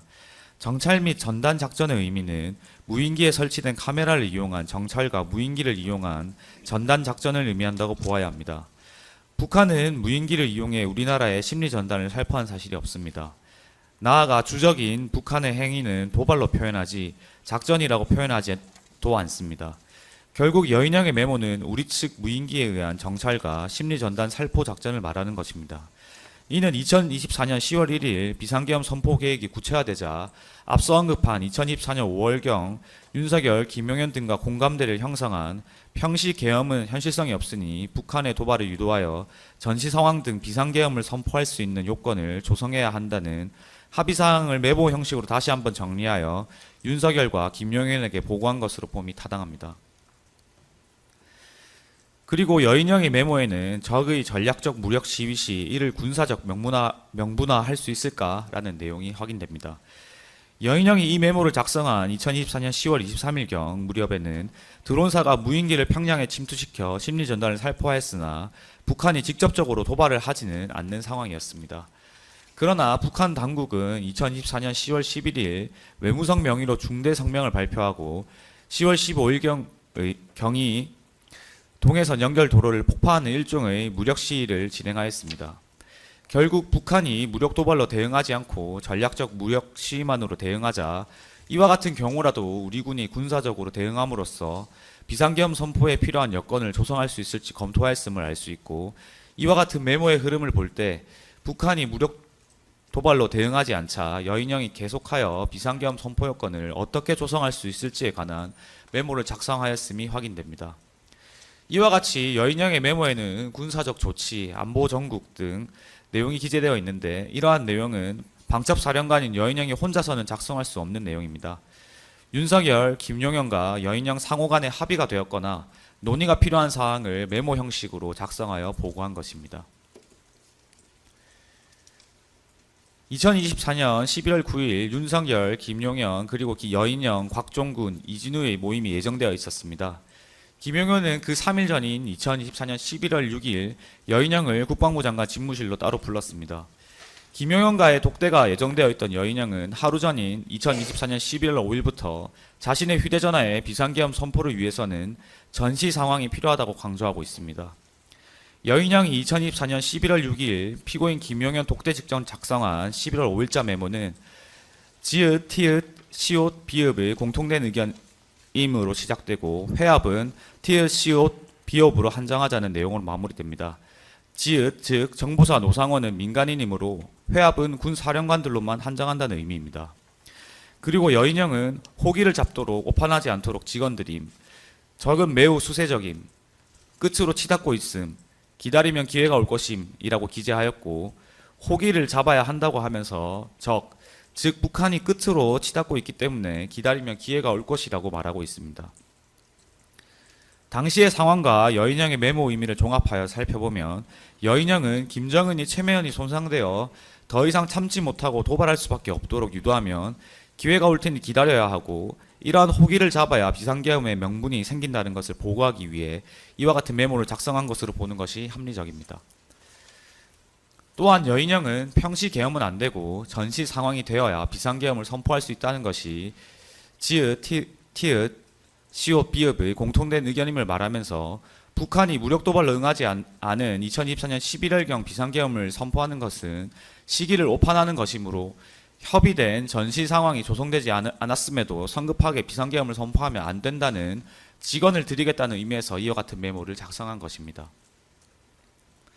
나아가 여인영은 결론 부분에서 다시 한번 사인의 합치된 의견을 강조하고 있는데, 리더십 진영을 조기에 갖추고 히읗, 이응, 지읒, 연은 비상계엄 실행에 영향을 미칠 수 있는 사성장군인 합참의장, 육군참모총장, 지작사령관, 한미연합사 부사령관은 교체의 필요성이 있다는 것이며, 적의 여건을 조성하고 인내하면서 당장의 위협을 완화하고 결정적인 호기를 기다려야 함은 북한이 무력 도발로 대응하여 비상계엄 선포 여건이 조성될 때까지 기다려야 함을 다시 한번 강조하고 있는 내용입니다. 여인영은 2024년 11월 9일 예정된 모임에서 논의할 내용을 미리 정리하기 위해 위 메모를 작성하였고, 그 이전 2024년 11월 6일 김용현과 독대하면서 메모의 내용을 보고한 것입니다. 그리고 2024년 11월 4일자 메모를 보면 중견간부 이상이 자발적으로 동조할 수 있도록 하는 조치라는 표현이 있습니다. 중견간부 이상의 자발적인 동조를 논한다는 것은 계엄에 참여할 특전사, 수방사, 방첩사 등의 각 사령관은 이미 실행 참여를 결정하였음을 전제하고 있는 것입니다. 그리고 비상계엄에 중견간부 이상이 자발적으로 동조할 수 있도록 하기 위한 조치, 북한의 무력 도발에 의한 비상계엄 선포 여건을 조성하는 조치, 즉 전시 상황이라는 계엄의 명분을 의미하는 것입니다. 앞서 말씀드린 것처럼 윤석열은 2024년 11월 9일에도 국방부 장관 공간에서 김용현, 여인영, 곽종근, 이진우와 회동하였습니다. 위 회동 전 여인영은 오후 시간대 김용현으로부터 체포 명단을 전달받아 15시 1분경 이를 자신의 휴대전화 메모에 작성하였습니다. 여인영이 메모한 체포 대상사 14명 중 1명을 제외한 나머지 사람들은 2024년 12월 3일 실제 방첩사의 체포 대상과 모두 일치합니다. 그리고 노상원은 2024년 11월 9일 오후경 여인영이 김용현으로부터 체포 대상자 명단을 전달받아 메모하였을 그 무렵에 정보사 소속 문상호와 김모 대령을 만나 체포 대상 선관위 직원 30명의 명단 등 비상계엄 선포 시 임무를 전달하며 북한의 오물풍선 도발에 대응할 것이고 그 과정에서 북한의 무력 대응 상황이 발생할 수 있으며 그 경우 비상계엄이 선포될 것이다 라는 취지로 말하였습니다. 방첩사와 더불어 비상계엄에서 중요 역할을 수행한 한 축이자 공식 회동에 단 한 차례도 참여하지 않았던 노상원에게 북한 오물풍선에 대해 군사적으로 대응할 것이라는 사실, 그리고 그 이후 비상계엄이 선포될 수 있다는 사실이 공유되었던 것입니다. 그리고 같은 날이 2024년 11월 9일 저녁 윤석열과 김용현, 여인영, 이진우, 곽종근이 또다시 회합하였습니다. 곽종근의 증언에 의하면 당시 모임 자리에서 여인영, 곽종근, 이진우는 각 부대의 투입 장소와 조치 사항에 대해 임무 복창을 하였다고 합니다. 2024년 10월 1일 확정된 비상계엄 선포 시 부대별 출동 계획을 재확인한 것입니다. 그리고 앞서 말씀드린 것과 같이 여인영이 김용현으로부터 전해들은 체포 대상자 명단을 메모하고 노상원은 문상호와 김모 대령에게 북한의 오물풍선 도발 상황에 대응하면 상황이 발생할 수 있다고 말한 점을 종합하면 전시 상황을 조성하여 비상계엄을 선포하기로 하는 계획이 마련되었음을 추단할 수 있습니다. 한편 이진우는 윤석열 등과의 2024년 11월 9일자 만남을 전후로 국회의사당, 한동훈 당 게시판 조작, 국민의힘 당 게시판 조작 등을 검색하였습니다. 수방사령관인 이진우가 대통령과의 만남 전후로 자신의 업무와 관련이 없는 국회의사당, 한동훈 당 게시판 조작 등을 검색한 것은 윤석열이 그동안의 회합에서 줄곧 비상계엄 선포 필요성과 함께 한동훈 등에 대한 비난 발언을 하여왔고 당시 수방사의 국회의사당 출동이 결정되어 있었다는 것을 직접 보여줍니다. 이진우는 2024년 11월 9일 회합 이후 수방사 예하부대 지휘관들에게 북한 도발 가능성이 매우 크다라며 대응 준비 태세를 강화할 것을 지속적으로 지시하기도 하였습니다. 이는 이진우에게도 북한 오물풍선 등 도발을 빌미로 부양 원점을 타격하여 전시 상황을 조성함으로써 비상계엄 선포의 여건을 조성하려는 계획이 일부 공유되었음을 나타낸다고 할 것입니다. 평시 계엄은 불가능하다라는 윤석열, 김용현의 생각은 김용현의 국방부 장관 취임 전 인사청문회에서의 발언과 여인영의 행태에 비추어 쉽게 확인할 수 있습니다. 김용현은 2024년 9월경 진행된 국방부 장관 후보자 인사청문회에서 당시 제기된 비상계엄 준비 의혹에 대해 지금 우리 대한민국의 상황에서 과연 계엄을 한다 그러면 어떤 국민이 용납을 하겠습니까? 그리고 군도 따르겠습니까? 라며 평시 계엄이 선포될 경우 국민들의 공감대를 얻기 불가능하고 군 병력을 동원하는 것 또한 불가능하다는 평소 인식을 드러냈었습니다. 이러한 김용현의 인식은 여인영의 행태와도 일맥상통합니다. 여인영의 진술에 의하더라도 여인영은 2024년 5월경 윤석열로부터 비상계엄에 관한 말을 듣고 무릎을 꿇고 윤석열에게 평시 계엄은 불가능하다라는 직언을 했다고 하고 2024년 11월 5일에는 전시 또는 경찰력으로 통제 불가 상황이 와야 함이라는 내용을 메모하면서 당위성을 언급하기도 하였습니다. 이러한 맥락에 비추어 보면 김용현, 여인영은 윤석열과 비상계엄 계획 등을 논의하며 평시에 계엄을 선포할 경우 국민들의 반발과 군인들의 소극적인 태도로 인해 비상계엄이 실패할 우려가 있기 때문에 전시 상황을 조성함으로써 비상계엄의 명분을 확보하고자 하였음을 합리적으로 추론할 수 있을 것입니다. 윤석열, 김용현이 북한의 무력 도발을 유도하여 비상계엄 선포 여건을 조성하려고 한 계획은 노상원의 수첩에서도 다소 등장합니다. 앞서 말씀드린 것처럼 노상원은 자신의 수첩에 2023년 하반기 장성 인사에 관한 사항을 다수 기재해 놓았고 노상원 수첩에 기재된 대로 장군 인사가 이루어졌습니다.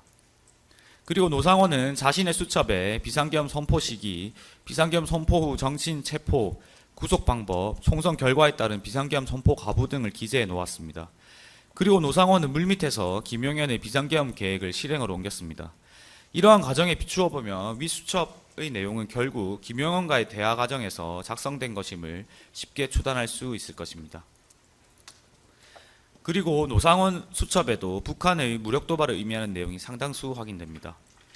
명분, 침투 교전, 교전 중 기재는 표현 그대로 비상계엄을 위한 명분, 이를 위한 침투와 교전, 교전 중 비상계엄 선포를 의미한다고 볼 수밖에 없고 D-1에서 10 명분이라고 또다시 명분을 강조하고 있습니다. 이는 노상원 또한 군을 동원하기 위해서는 명분을 조성할 필요가 있다고 판단하였다는 것입니다. 또한 노상원 수첩에 500여 명 수집, 어디로 분배해서 수용하나 라는 내용은 2024년 11월 1일자 여인형 메모 중 문서고 구금시설, 국군교도소 구금 운용 준비라는 기재 내용과 일맥상통합니다. 명분, 침투교전, 교전 중이라는 노상원 수첩의 기재는 적의 도발이 우선, 전시 또는 경찰력으로 통제되지 않는 상황이 와야 함이라는 여인형의 휴대전화 메모와 일치하는데 비상계엄 핵심 가담자들이 동일한 취지를 자신의 수첩과 휴대전화에 각각 기재해 놓았다는 것을 단순한 우연으로 보기는 어려울 것입니다. 윤석열, 김용현, 여인형은 2024년 11월 30일 18시경부터 23시경까지 비상계엄 논의를 위한 3인 회동을 하였습니다.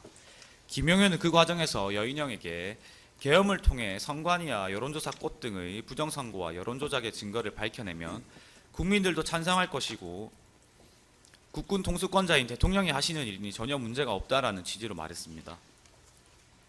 이는 무인기 작전 등을 통해 수차례 북한의 무력 도발을 유도하였으나 뜻대로 되지 않아 전시 계엄을 위한 요건이 조성되지 못하자 부정선거 등을 핑계로 평시 상황에 비상계엄을 선포하기로 결정한 것입니다.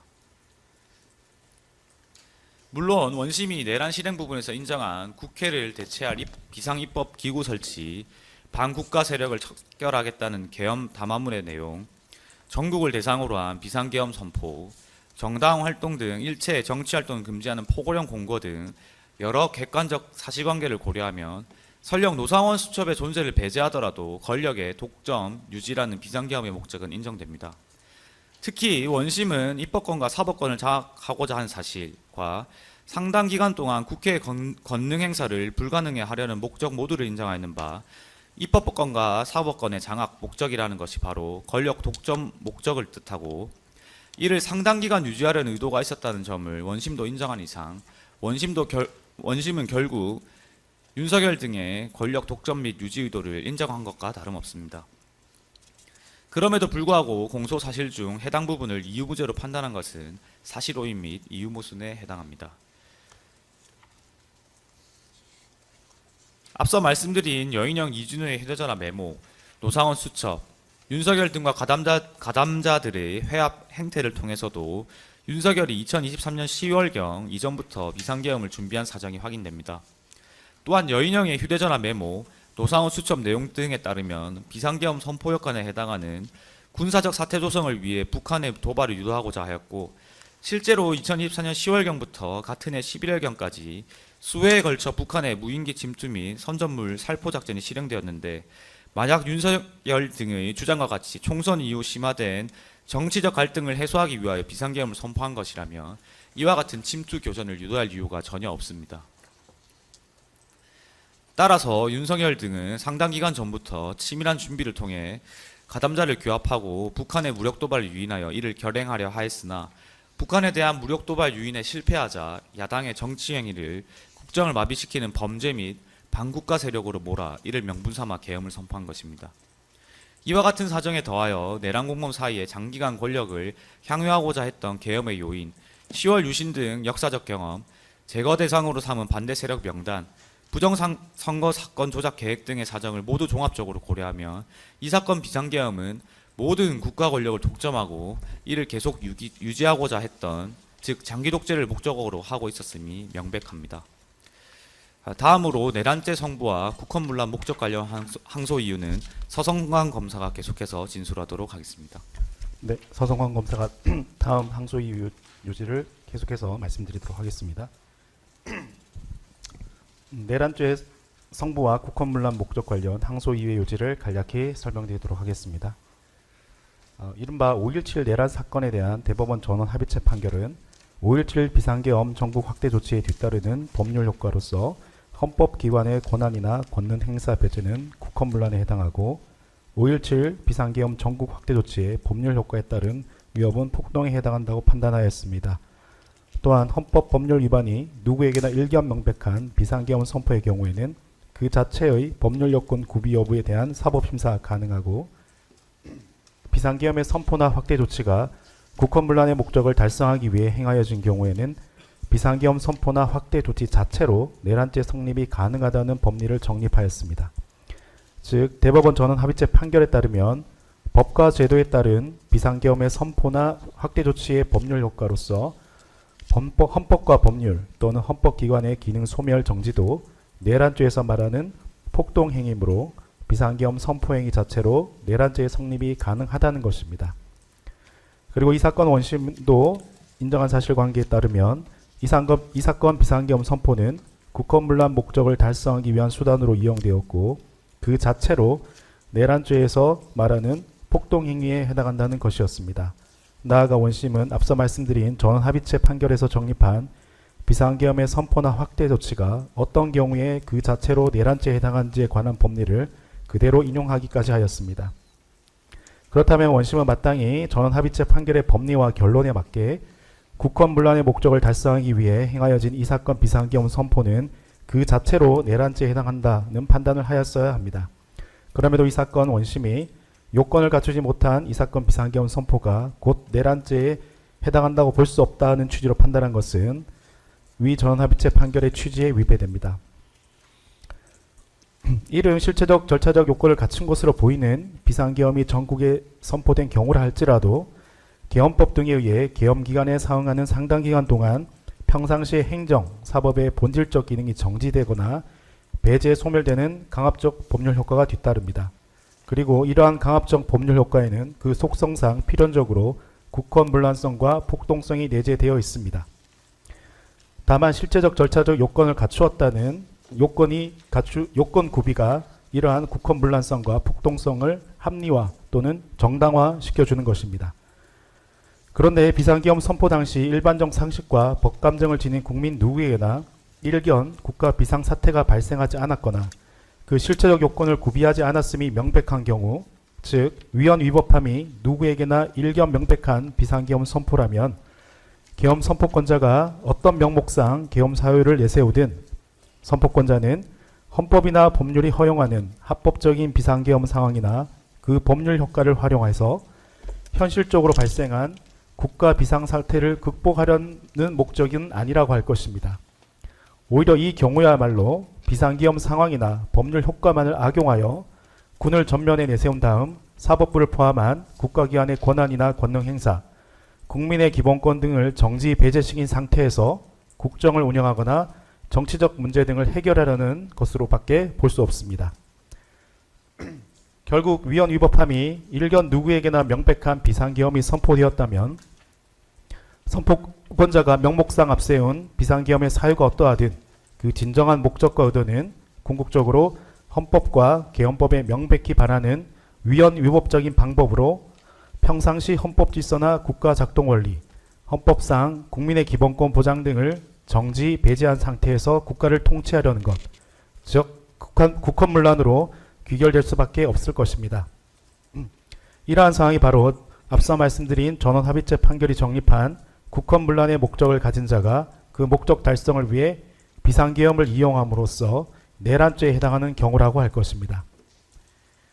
따라서 위헌 위법함이 누구에게나 일견 명백한 비상계엄이 선포된 경우에는 본질적으로 비상계엄에 내재된 강압적 법률 효과는 합법의 영역과 한계를 넘어 위헌 위법적인 국헌문란 행위로 귀결되고 그 자체로 내란죄의 구성요건인 국헌문란 목적과 폭동행위의 구성요건을 모두 충족하여 내란죄를 구성한다고 보아야 합니다. 헌법 제77조, 개헌법 제2조 등은 전시, 사변 또는 이에 준하는 국가 비상사태 시와 같은 비상계엄의 상황적 요건과 군사상 필요와 같은 비상계엄의 필요적 요건을 규정하고 있습니다. 위와 같은 상황적 요건은 모두 객관적으로 외부에 뚜렷이 드러나 현실화된 상태를 전제로 하는 것입니다. 그리고 필요적 요건도 상황적 요건이 현실적으로 발생한 것을 전제로 하는 것으로서 상황적 요건과 마찬가지로 그 필요성이 객관적으로 외부에 드러난 상태를 전제로 합니다. 따라서 계엄 선포 대상 지역 내에 있는 일반적 상식과 법 감정을 가진 국민이라면 비상계엄 선포 당시 객관적으로 외부에 드러난 치안, 사회 질서 상황 내지 정치 상황, 비상계엄 선포권자가 내세운 계엄의 사유 등을 종합하여 비상계엄의 상황적 요건과 필요적 요건이 구비되었는지에 대해 손쉽게 인식하거나 판단할 수 있을 것입니다. 나아가 비상계엄에 뒤따르는 법적 효과를 매우 구체적으로 알 수는 없다고 하더라도 비상계엄이 선포되면 행정, 사법의 본질적 기능이 당연히 군에 강제로 이전된다는 정도의 사실은 손쉽게 인식할 수 있습니다. 물론 비상계엄 선포권자와 일반 국민 사이에 비상계엄과 관련한 정보 접근 가능성에 비대칭이 존재하는 것은 부정할 수 없습니다.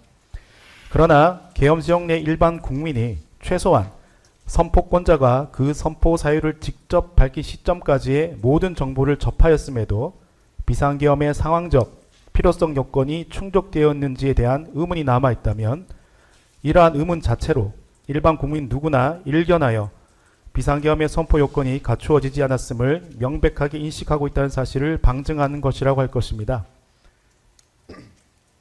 즉 이러한 의문의 기저에 있는 진짜 의미는 내가 아는 한 비상계엄 선포의 사유가 전혀 없어 보이는데 혹시 아직까지 나도 모르고 선포권자도 밝히지 않은 계엄의 사유가 더 남아있다는 말인가 라는 것이기 때문입니다. 결국 비상계엄의 상황적 요건이 현실적으로 발생하였다거나 그 필요성이 요구된다고 볼 만한 어떠한 객관적 외부 사정이 없음에도 특정인이나 특정 집단만이 인식하는 자의적인 사유로 비상계엄이 선포되었다면 평균적인 법 감정을 가진 사회 일반인이라면 누구나 일견하여 그 비상계엄의 상황적 요건과 필요적 요건이 구비되지 않았음을 명백하게 인식할 수 있다고 할 것입니다. 그런데 이 사건 비상계엄 선포 시 국내 사회 질서 상황과 윤석열이 비상계엄 선포 담화에서 직접 밝힌 명목상의 선포 이유 등을 종합하면 일반적 상식과 법 감정을 가진 국민이라면 이 사건 비상계엄이 전시 사변 또는 이에 준하는 상황과 같은 상황적 요건과 군사상의 필요나 공공의 안정 질서가 필요하다는 등의 필요적 요건이 갖추어지지 않았음을 일견하여 명백하게 인식하거나 판단할 수 있었습니다. 그렇다면 이 사건 비상계엄 선포는 위헌 위법함이 누구에게나 일견 명백한 비상계엄 선포로서 합법의 영역과 한계를 넘은 위헌 위법적인 국헌문란 행위이므로 그 선포행위 자체로 내란죄의 구성 요건인 국헌문란의 목적과 폭동행위를 모두 충족합니다. 따라서 이 사건 비상계엄을 사전에 모의하는 등 직접 관여한 사람 내지 그와 같은 위헌 위법성을 인식하면서 비상계엄에 기반한 후속 조치에 가담한 사람의 경우에는 내란죄의 죄책을 진다고 보아야 합니다. 형법 제91조는 국헌을 문란한 목적에 대해 규정하고 있는데 제1호는 민주적 기본 질서에 기한 국가의 통치작용으로서의 국가의 기본 조직을 파괴, 변혁하는 것을 의미하고 제2호는 헌법에 의하여 설치된 국가기관 자체의 존속을 폐지 또는 전복하거나 기능을 상실케 하는 것을 의미합니다. 그리고 형법 제91조의 국헌문란의 목적에는 사실상 상당 기간 동안 그 기능이나 권능 행사를 정지 또는 배제하거나 제대로 작동할 수 없게 하려는 목적까지 포함됩니다.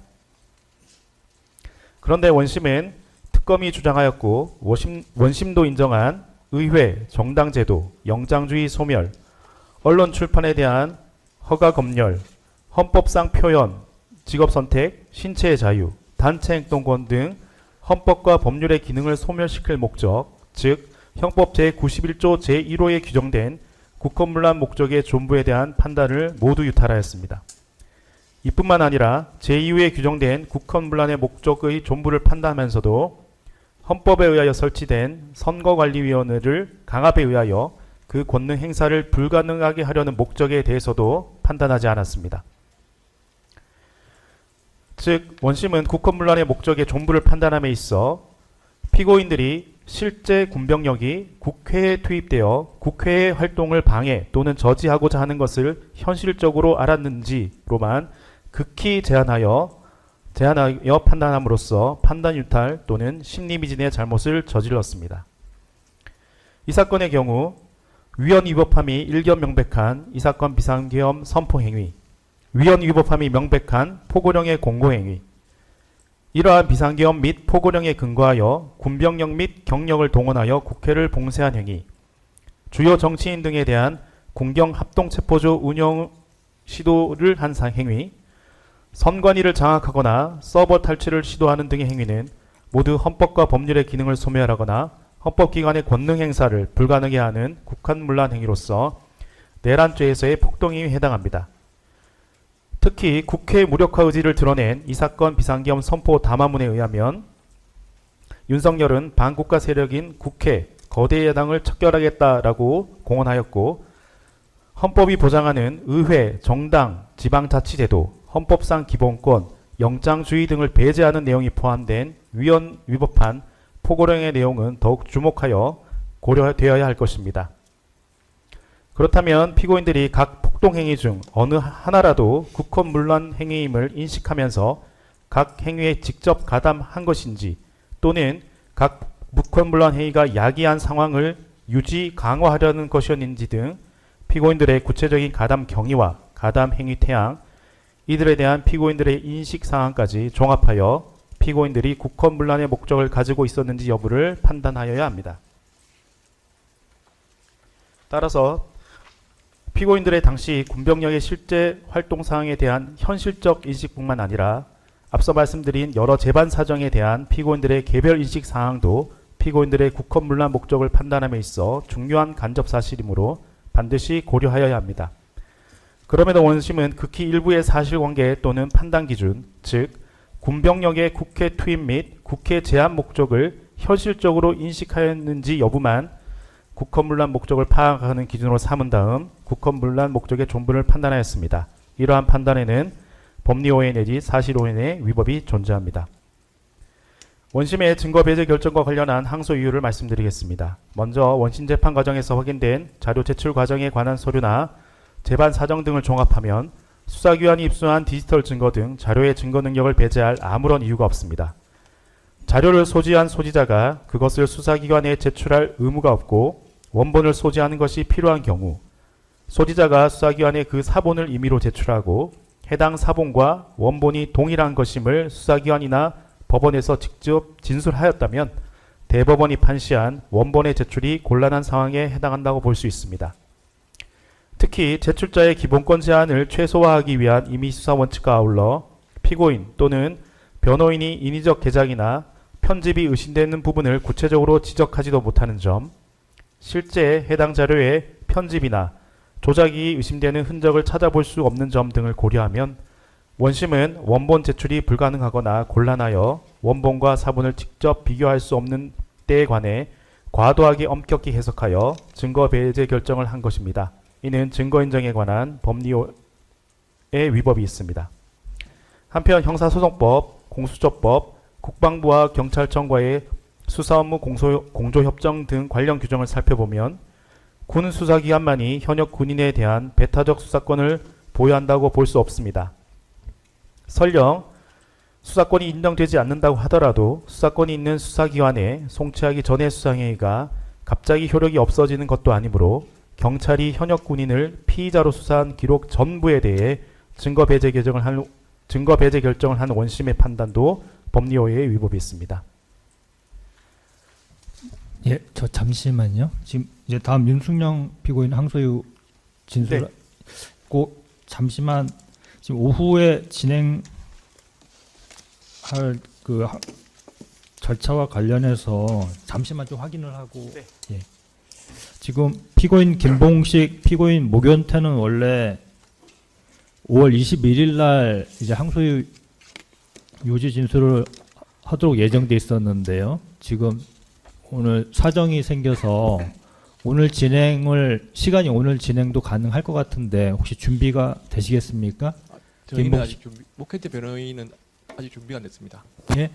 저 준비가 아직 다 안 됐습니다. 준비가 안 되셨나요? 예. 예, 김병식 피고는 아직 준비가 안 됐습니다. 아, 준비가 안 되셨나요? 이거 축약을 해야 되기 때문에 그렇지 않으면 이걸 다 읽으면 이게 한 100페이지 가까이 되거든요. 예, 그러니까 오늘 오후에 항소 유지 진술은 좀 어려우시다는 거죠? 예, 그렇습니다. 예. 알겠습니다. 그러면 그럼 검찰 계속 하시겠습니까? 네, 예. 계속하겠습니다. 다음으로 피고인 윤승용에 대한 항소 이유를 설명드리겠습니다. 국권문란 목적의 판단 범위 관련 사실 오인 내지 법리 오해 부분 관련입니다. 앞서 말씀드린 것과 같이 원심은 특검이 주장한 형법 제91조 제1호에 규정된 국권문란 목적의 존부에 대한 판단을 전부 유탈하였습니다. 원심 판결문 범죄 사실 부분에서는 피고인 윤승용을 포함한 피고인들의 국권문란 목적의 내용을 국회와 선관위의 권능 행사를 불가능하게 할 목적, 의회제도, 영장주의 등 헌법과 형사소송법상의 기능을 소멸시킬 목적이라고 설시하였습니다. 그럼에도 원심은 이후 부분에서 국회의 권능 행사를 불가능하게 하는 것만 국권문란 목적에 해당한다는 것을 전제로 국권문란 목적의 존부를 판단하였을 뿐입니다. 헌법과 법률의 기능을 소멸하는 것 등에 관한 판단을 누락하였습니다. 결국 원심은 국권문란 목적의 판단 범위 등에 관한 심리미진 내지 판단 유탈의 잘못으로 피고인 윤승용의 국권문란 목적의 존부를 군을 동원한 국회 무력화 목적을 인식 공유하였는지 여부, 형법 제91조 2호로만 판단하고 앞서 설명드린 의회제도, 영장제도 소멸 등과 같은 형법 제91조 제1호의 국권문란 목적의 존부에 관해서는 아무런 판단을 하지 않았습니다. 말씀드린 바와 같이 일반적 상식과 법감정을 가진 국민이라면 이 사건 비상계엄 선포 당시 객관적으로 외부에 드러난 국내 치안, 사회 질서 상황, 윤석열의 담화문의 내용 등을 종합하여 비상계엄 선포 자체의 국권문란성을 손쉽게 인식할 수 있었습니다. 또한 위법한 이 사건 포고령과 경력의 국회 봉쇄 행위의 국권문란성 역시 마찬가지였습니다. 따라서 오랜 기간 치안, 수사 업무에 종사해온 최고위급 경찰 공무원인 피고인 윤승용의 경우 국권문란성을 더욱 명확하게 인식하였다고 보아야 합니다. 더욱이 원심은 피고인 윤승용이 2024년 12월 3일 23시 35분경부터 23시 48분경 사이 자신의 사무실에서 YTN을 시청한 사실을 인정하였는데 당시 YTN 뉴스 속보에서는 반국가 세력인 국회, 거대 야당을 일거에 척결하기 위해 비상계엄을 선포한다는 내용의 선포 사유, 계엄군에 의한 국회의원 체포 가능성, 경찰이 국회의원을 포함한 모든 인원의 국회 출입을 차단하고 있다는 사실, 의회와 지방자치제도, 영장제도, 헌법상 기본권 침해 등의 내용이 포함된 포고령 내용이 보도되었습니다. 또한 피고인 윤승용은 당시 포고령 내용을 문자 메시지로 전송받았고 YTN 속보 시청 후 국관회의를 위해 회의장으로 이동하던 중 비상계엄 선포 담화문 또는 포고령과 같은 비상계엄과 관련된 자료나 내용을 숙지한 듯한 모습도 확인됩니다.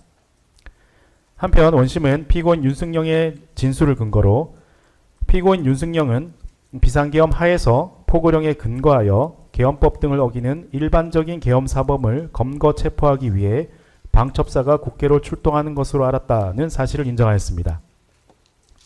이러한 사실을 종합하면 원심의 판단대로 피고인 윤승용이 설령 그 체포 대상자가 구체적으로 누구인지 몰랐다고 하더라도 방첩사가 위헌 위법함이 일견명백한 이 사건 비상계엄과 포고령에 근거하여 국회나 그 인근에서 정치, 정광활동, 집회, 결사, 시위를 하는 국회의원이나 주요 정치인 또는 일반 민간인을 영장 없이 불법 체포 감금하려는 목적, 즉 의회 정당 제도를 부인하고 헌법상 정치활동의 자유, 집회, 결사, 신체의 자유 등 헌법상 기본권을 침해하며 영장주의를 배제하여 영장 없이 형법상 강제 처분을 한다는 인식이 있었음이 분명합니다.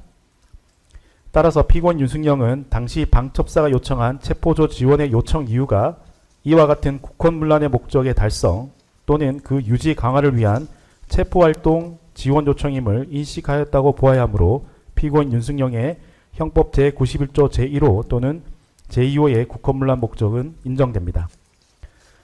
무엇보다 피고인 윤승영은 2024년 12월 4일 공공시경 예정된 경찰청 국관회의 참석 직전까지 YTN 뉴스 속보를 통해 그 내용을 구체적으로 지득하였을 뿐만 아니라 피고인 윤승영이 방첩사의 협조 요청에 응하게 된 근거로 인식한 포고령의 내용을 주목할 필요가 있습니다.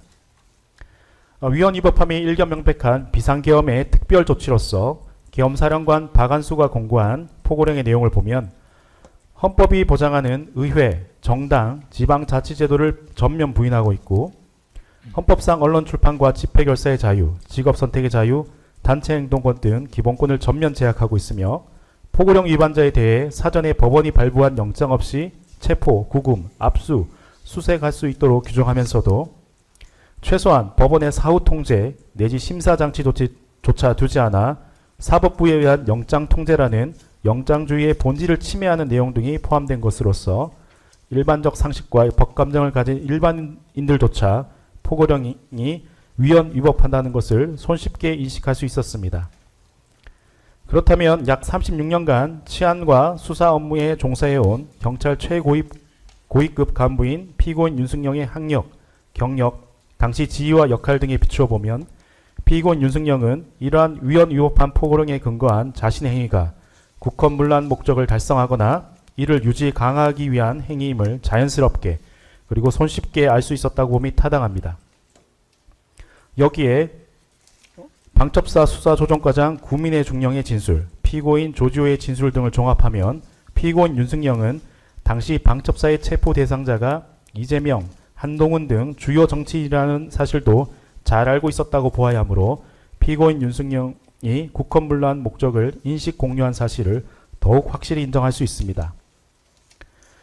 원심은 국수본 수사기획계장 이현일이 방첩사 수사조정과장 구민의 중령으로부터 체포 대상자가 이재명, 한동훈이라는 사실을 전달받았다고 보기 어렵다는 이유를 들어 무죄를 선고하였습니다. 먼저 방첩사 수사조정과장 구민의 중령의 진술을 살펴보면 수사 초기 단계에서의 진술 경향과 조사 내용, 기억이 명확한 부분과 불명확한 부분을 정확히 구분지어 진술하는 태도, 실제 경험하지 않고서는 묘사할 수 없을 정도로 매우 구체적이고 상세한 진술, 국수본 수사기획계장 이현일의 허위 주장을 바로잡고 진실을 말하고자 하는 진술의 동기와 경위, 더 큰 비난과 형사 책임의 위험을 감수한 진술 내용 등을 고려하면 구민의 진술은 그 진술의 경위, 명확성, 구체성, 일관성 등에 비추어 신빙성이 높습니다. 특히 구민회는 수사 단계에서부터 원심 법정에 이르기까지의 일관되고 명확한 진술을 통해 결국 구민회에게 그런데 누구를 체포하는 겁니까? 라고 질문하고 구민회가 이재명, 한동훈을 잡으러 간다고 대답한 상대방은 이현일이라는 사실을 인정할 수 있습니다. 한편 구민회와 국방부 조사본부 기획처장 김성곤 대령과의 관계, 군의 엄격한 위계 질서 등을 고려하면 김성곤이 후배인 구민회에게 존댓말로 누구를 체포하는 겁니까? 라고 묻고 구민회가 김성곤에게 짜증 섞인 말투로 이재명, 한동훈을 잡으러 간다 라고 말했을 가능성은 없습니다. 여기에 구민회와 이현일의 두 번째 전화통화 이후 이루어진 이현일과 영등포경찰서 수사과장 박창균 사이의 통화 내용에서 이현일이 박창균에게 누구 체포하겠냐 국회 가면 이라고 말하고 박창균이 크게 한숨을 쉬는 대화를 하는 것으로 나옵니다. 결국 이현일이 구민회로부터 들은 내용, 즉 체포 대상자가 한동훈, 이재명 등과 같은 주요 정치인이라는 사실을 우회적으로 이야기하였음이 분명히 드러나는 대목입니다. 나아가 이현일, 박창균 등은 이 사건 수사 초기부터 형사들이 방첩사 대원들을 국회에 안내하려고 했던 것에 불과했다는 취지의 허위 진술로 일관하고 있으므로 이들의 변명은 신빙성이 없습니다. 이와 같은 사정을 고려하면 이현일이 구민회로부터 이재명, 한동훈을 체포한다라는 취지의 말을 들었다고 인정됨에도 원심은 합리적 근거가 없는 관념적이고 추상적인 의심 내지 가능성만으로 구민회의 진술을 배척하였는 바 이와 같은 원심의 판단은 심리미진, 체증법칙 위반에 따른 사실 오인의 위법이 있습니다. 또한 피고인 윤승영이 경찰청장인 피고인 조지호에게 방첩사의 한동훈 체포조 지원 요청 보고를 하였는지에 관하여 원심은 피고인 조지호가 여인영 방첩사령관과의 통화와 혼동하였을 가능성을 인정하였습니다. 그러나 피고인 조지호가 여인영으로부터 한동훈 추가라는 말을 전화로 들었던 상황과 피고인 윤승영으로부터 한동훈 체포조라는 대면 보고를 받은 상황은 그 상대방, 시점, 대화 수단, 내용이 전혀 다르므로 피고인 조지호가 기억에 혼동을 일으킬 만한 내용이 전혀 아닙니다. 오히려 피고인 조지호가 수사 당시부터 원심 법정에 이르기까지 두 가지 상황을 분명하게 구분해서 일관되게 진술한 점, 피고인 조지호는 하급자인 피고인 윤승영 등을 최대한 보호하려는 입장이었던 점, 피고인 윤승영에게 준비만 하라고 지시했다는 피고인 조지호의 진술 부분 신빙성을 문제 삼아 그 진술 전체의 신빙성이 없다고 결론 지을 수는 없는 점 등에 더하여 실제 객관적으로 드러난 경찰의 방첩사 지원 활동 상황, 앞서 말씀드린 구민회의 진술 및 이현일과 박창균의 통화 내용 등을 종합하면 피고인 윤승영이 피고인 조지호에게 방첩사의 한동훈 체포조 지원 요청 사실을 보고하고 피고인 조지호가 이를 승인 내지 지시하였다고 보아야 합니다. 여기에 피고인 윤승영이 피고인 조지호에게 한동훈 체포조 지원 관련 보고 내용을 알게 된 경위나 경로는 하급자인 이현일 또는 국수본 수사기획과장 전창훈 뿐입니다. 또한 이현일은 원심 법정에서 당일 방첩사 요청과 관련하여 주요 부분은 모두 윤승영에게 보고하였다는 취지로 증언하였는 바 피고인 윤승영이 이현일 또는 전창훈으로부터 체포 대상자가 이재명 한동훈이다 라는 취지의 보고를 받았다고 봄이 논리와 경험 측에 부합합니다. 그렇다면 피고인 윤승영은 원심이 채택한 국한문란의 목적 판단 기준에 따르더라도 방첩사 체포조가 당시 국회에서 활동 중이던 주요 정치인을 체포함으로써 국회나 국회의원의 활동을 무력화시켜 상당 기간 그 기능을 제대로 할 수 없게 만들려는 목적, 즉 국헌문란의 목적으로 운영된다는 사실을 인식하면서도 적극 가담하거나 이를 유지 강화하려는 인식이 있었음을 인정하기에 충분합니다. 따라서 피고인 윤승영에 대해서는 국헌문란의 목적 및 이에 대한 인식이 인정되고 피고인 윤승영이 윤석열 등과 순차로 공모하여 방첩사의 요청에 따라 영등포서 형사 10명으로 하여금 방첩사의 주요 정치인 체포조를 지원하게 하고 서울경찰청 수사관 100명의 명단을 작성하게 하는 등 폭동행위에 가담하였으므로 피고인 윤승영에게는 내란 중요 임무 종사죄가 성립합니다. 앞서 설명드렸듯이 피고인 윤승영의 내란 중요 임무 종사죄가 성립하는 이상 피고인 윤승영은 방첩사의 정치인 체포조 등 지원 요청에 대한 중간 결재권자로서 자신의 직권을 남용하거나 피고인 윤석열, 피고인 조지호 등의 직권 남용 행위에 가담하고 있음을 충분히 인식하였었다고 봄이 타당합니다. 이에 더하여 피고인 윤승영, 국수보안 수사기획과장 전창우, 수사기획계장 이현일은 방첩사의 체포조 지원 요청을 접하고 그 업무를 처리하는 과정에서 그 누구도 그 업무가 국수본 수사기획조정관실의 업무가 아니라거나 자신들에게 해당 업무를 처리할 권한이 없다는 생각을 한 적이 단 한 번도 없었습니다. 오히려 방첩사의 지원 요청을 구체적으로 이행하기 위하여 체포조 지원 형사들은 영등포 경찰서에서 차출하고 합수부를 구성할 수사 인력과 차량 등은 서울경찰청에 준비시키는 것으로 한 다음 이를 피고인 조지호에게 보고하여 최종 결재를 받는 등 구체적인 업무 기준과 보고 체계에 따라 적극적으로 업무를 수행하였습니다. 그 과정에서 피고인 윤승영은 중간 결재권자로서 그 역할과 권한을 행사하였습니다. 설령 피고인 윤승영이 당시 방첩사의 체포조 등 지원 요청에 응하여도 되는지에 대해 의문을 품었다고 하더라도 이는 자신들이 가지는 권한의 범위와 행사 기준에 관한 의문이 아니라 자신들의 행위가 위헌 위법일 수도 있다는 인식을 한 정황이라고 할 것입니다. 무엇보다도 피고인 윤승영의 지시를 받은 영등포 경찰서 형사과장 박창균의 반응에서 그 지시의 위법 부당함이 잘 드러납니다. 박창균은 비상계엄이 해제된 이후에 이현일 수사기획계장에게 선배, 나를 나락으로 떨어뜨리려고 하셨어요. 이상한 거 시키려고 했으면서 하지 말라고 했어야죠. 라며 항의성 발언을 하였고 이현일은 아무것도 안 했잖아. 라며 궁색한 변명을 합니다. 이는 방첩사 체포조 지원 지시가 위법 부당함을 전제로 한 대화라고 할 것입니다. 이러한 사정을 모두 고려하면 피고인 윤승용의 직권남용 권리행사 방해죄도 넉넉히 인정됩니다. 따라서 피고인 윤승용에 대한 원심 무죄 판결을 파기하시고 피고인 윤승용의 내란 중요 임무 종사죄와 직권남용 권리행사 방해죄에 대해 전부 유죄를 선고해 주시고 특검의 구형과 같은 징역 10년을 선고해 주시기 바랍니다. 다음 슬라이드 59번부터 62번까지는 피고인 김용군에 관한 항소 이유로 생략하도록 하겠습니다. 슬라이드 63번입니다.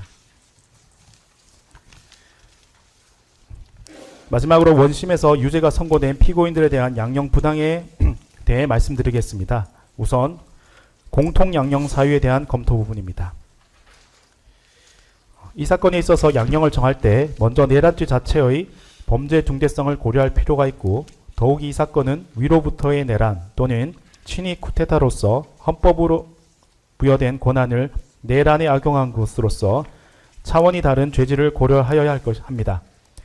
그리고 피고인들이 전혀 의혹하지 않았던 짧은 비상계엄 지속시간을 유리한 양형 요소로 참작하여서는 안 되고, 오히려 비상계엄의 종기를 설정하지 않은 것을 불리한 정상으로 적용할 필요가 있습니다. 또한 피고인들의 물리력 행사를 불리한 정상으로 적용하여야 하고, 피고인들의 연령, 학력, 경력 및 범죄 전력을 유리한 양형 요소로 고려하는 것에 대한 재검토가 필요합니다. 특히 이 사건에 있어서 궁극적 피해자는 계엄에 맞서 이를 저지하는 데 큰 기여를 한 시민들이라 할 것인데, 원심은 군경의 피해만을 양형 요소로 언급하고 진정한 피해자인 시민들의 피해 사항을 고려하지 않는 등 중대한 양형 요소를 누락하기도 하였습니다. 슬라이드 65번부터 67번까지는 윤석열, 김용현, 노상원에 대한 양형 이유이므로 생략하고 68번 슬라이드 의견을 말씀드리겠습니다. 피고인 조지호에 대한 개별 양형 사유에 대해서 말씀드리겠습니다. 윤석열 등은 보안 유지의 필요성 때문에 피고인 조지호, 피고인 김봉식에게 선포 당일에 비상계엄 선포 사실을 알려준 것뿐이므로 이것 자체가 피고인 조지호에게 유리한 정상이 될 수는 없습니다.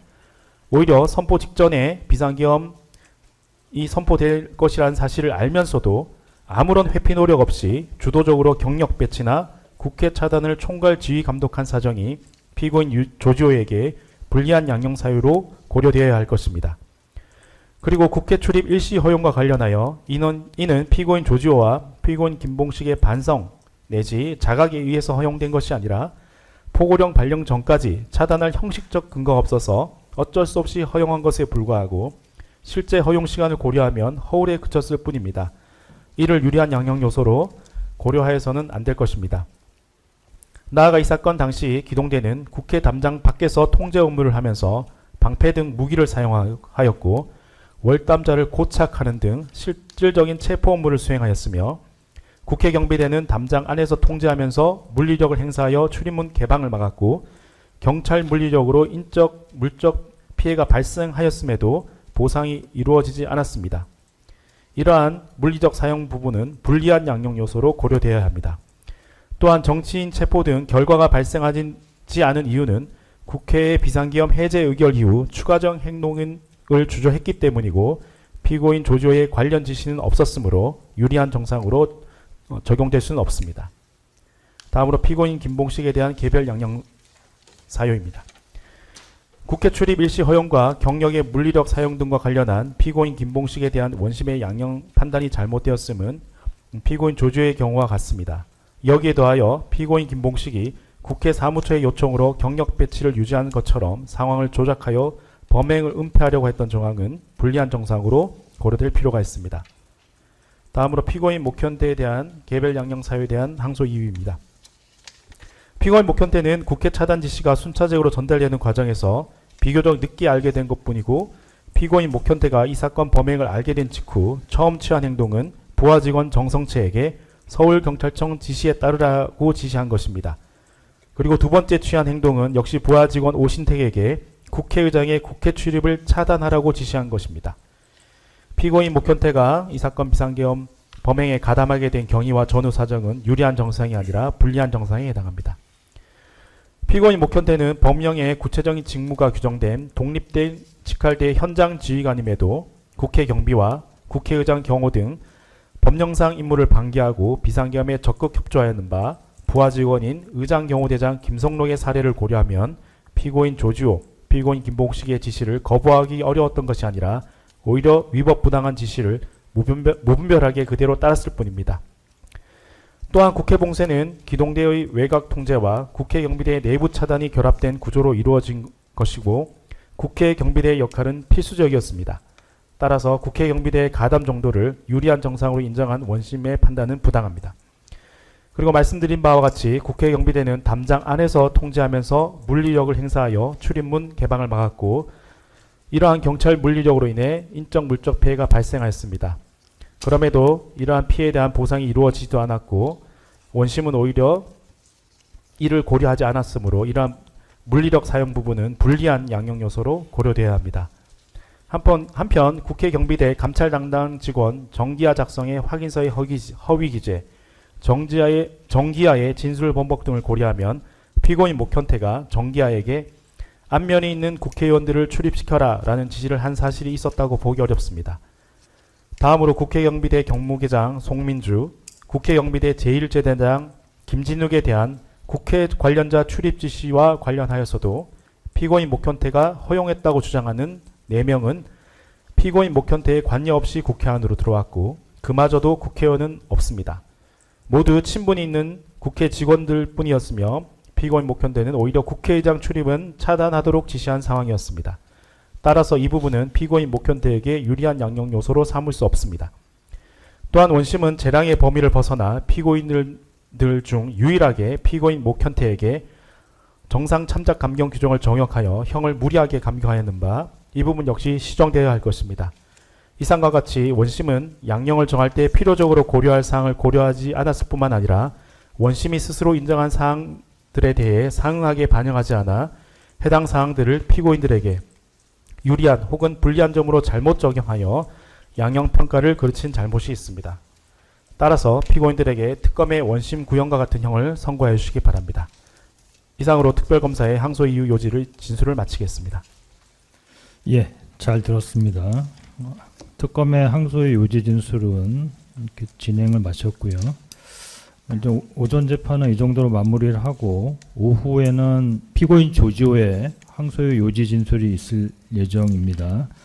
그다음 피고인 김봉식, 피고인 목현태에 대해서는 지금 준비가 오늘 오후 중으로 되게 어렵다고 하셨기 때문에 원래 그 협의한 대로 그 다음 주에 항소의 요지를 진술하는 것으로 그렇게 하겠습니다.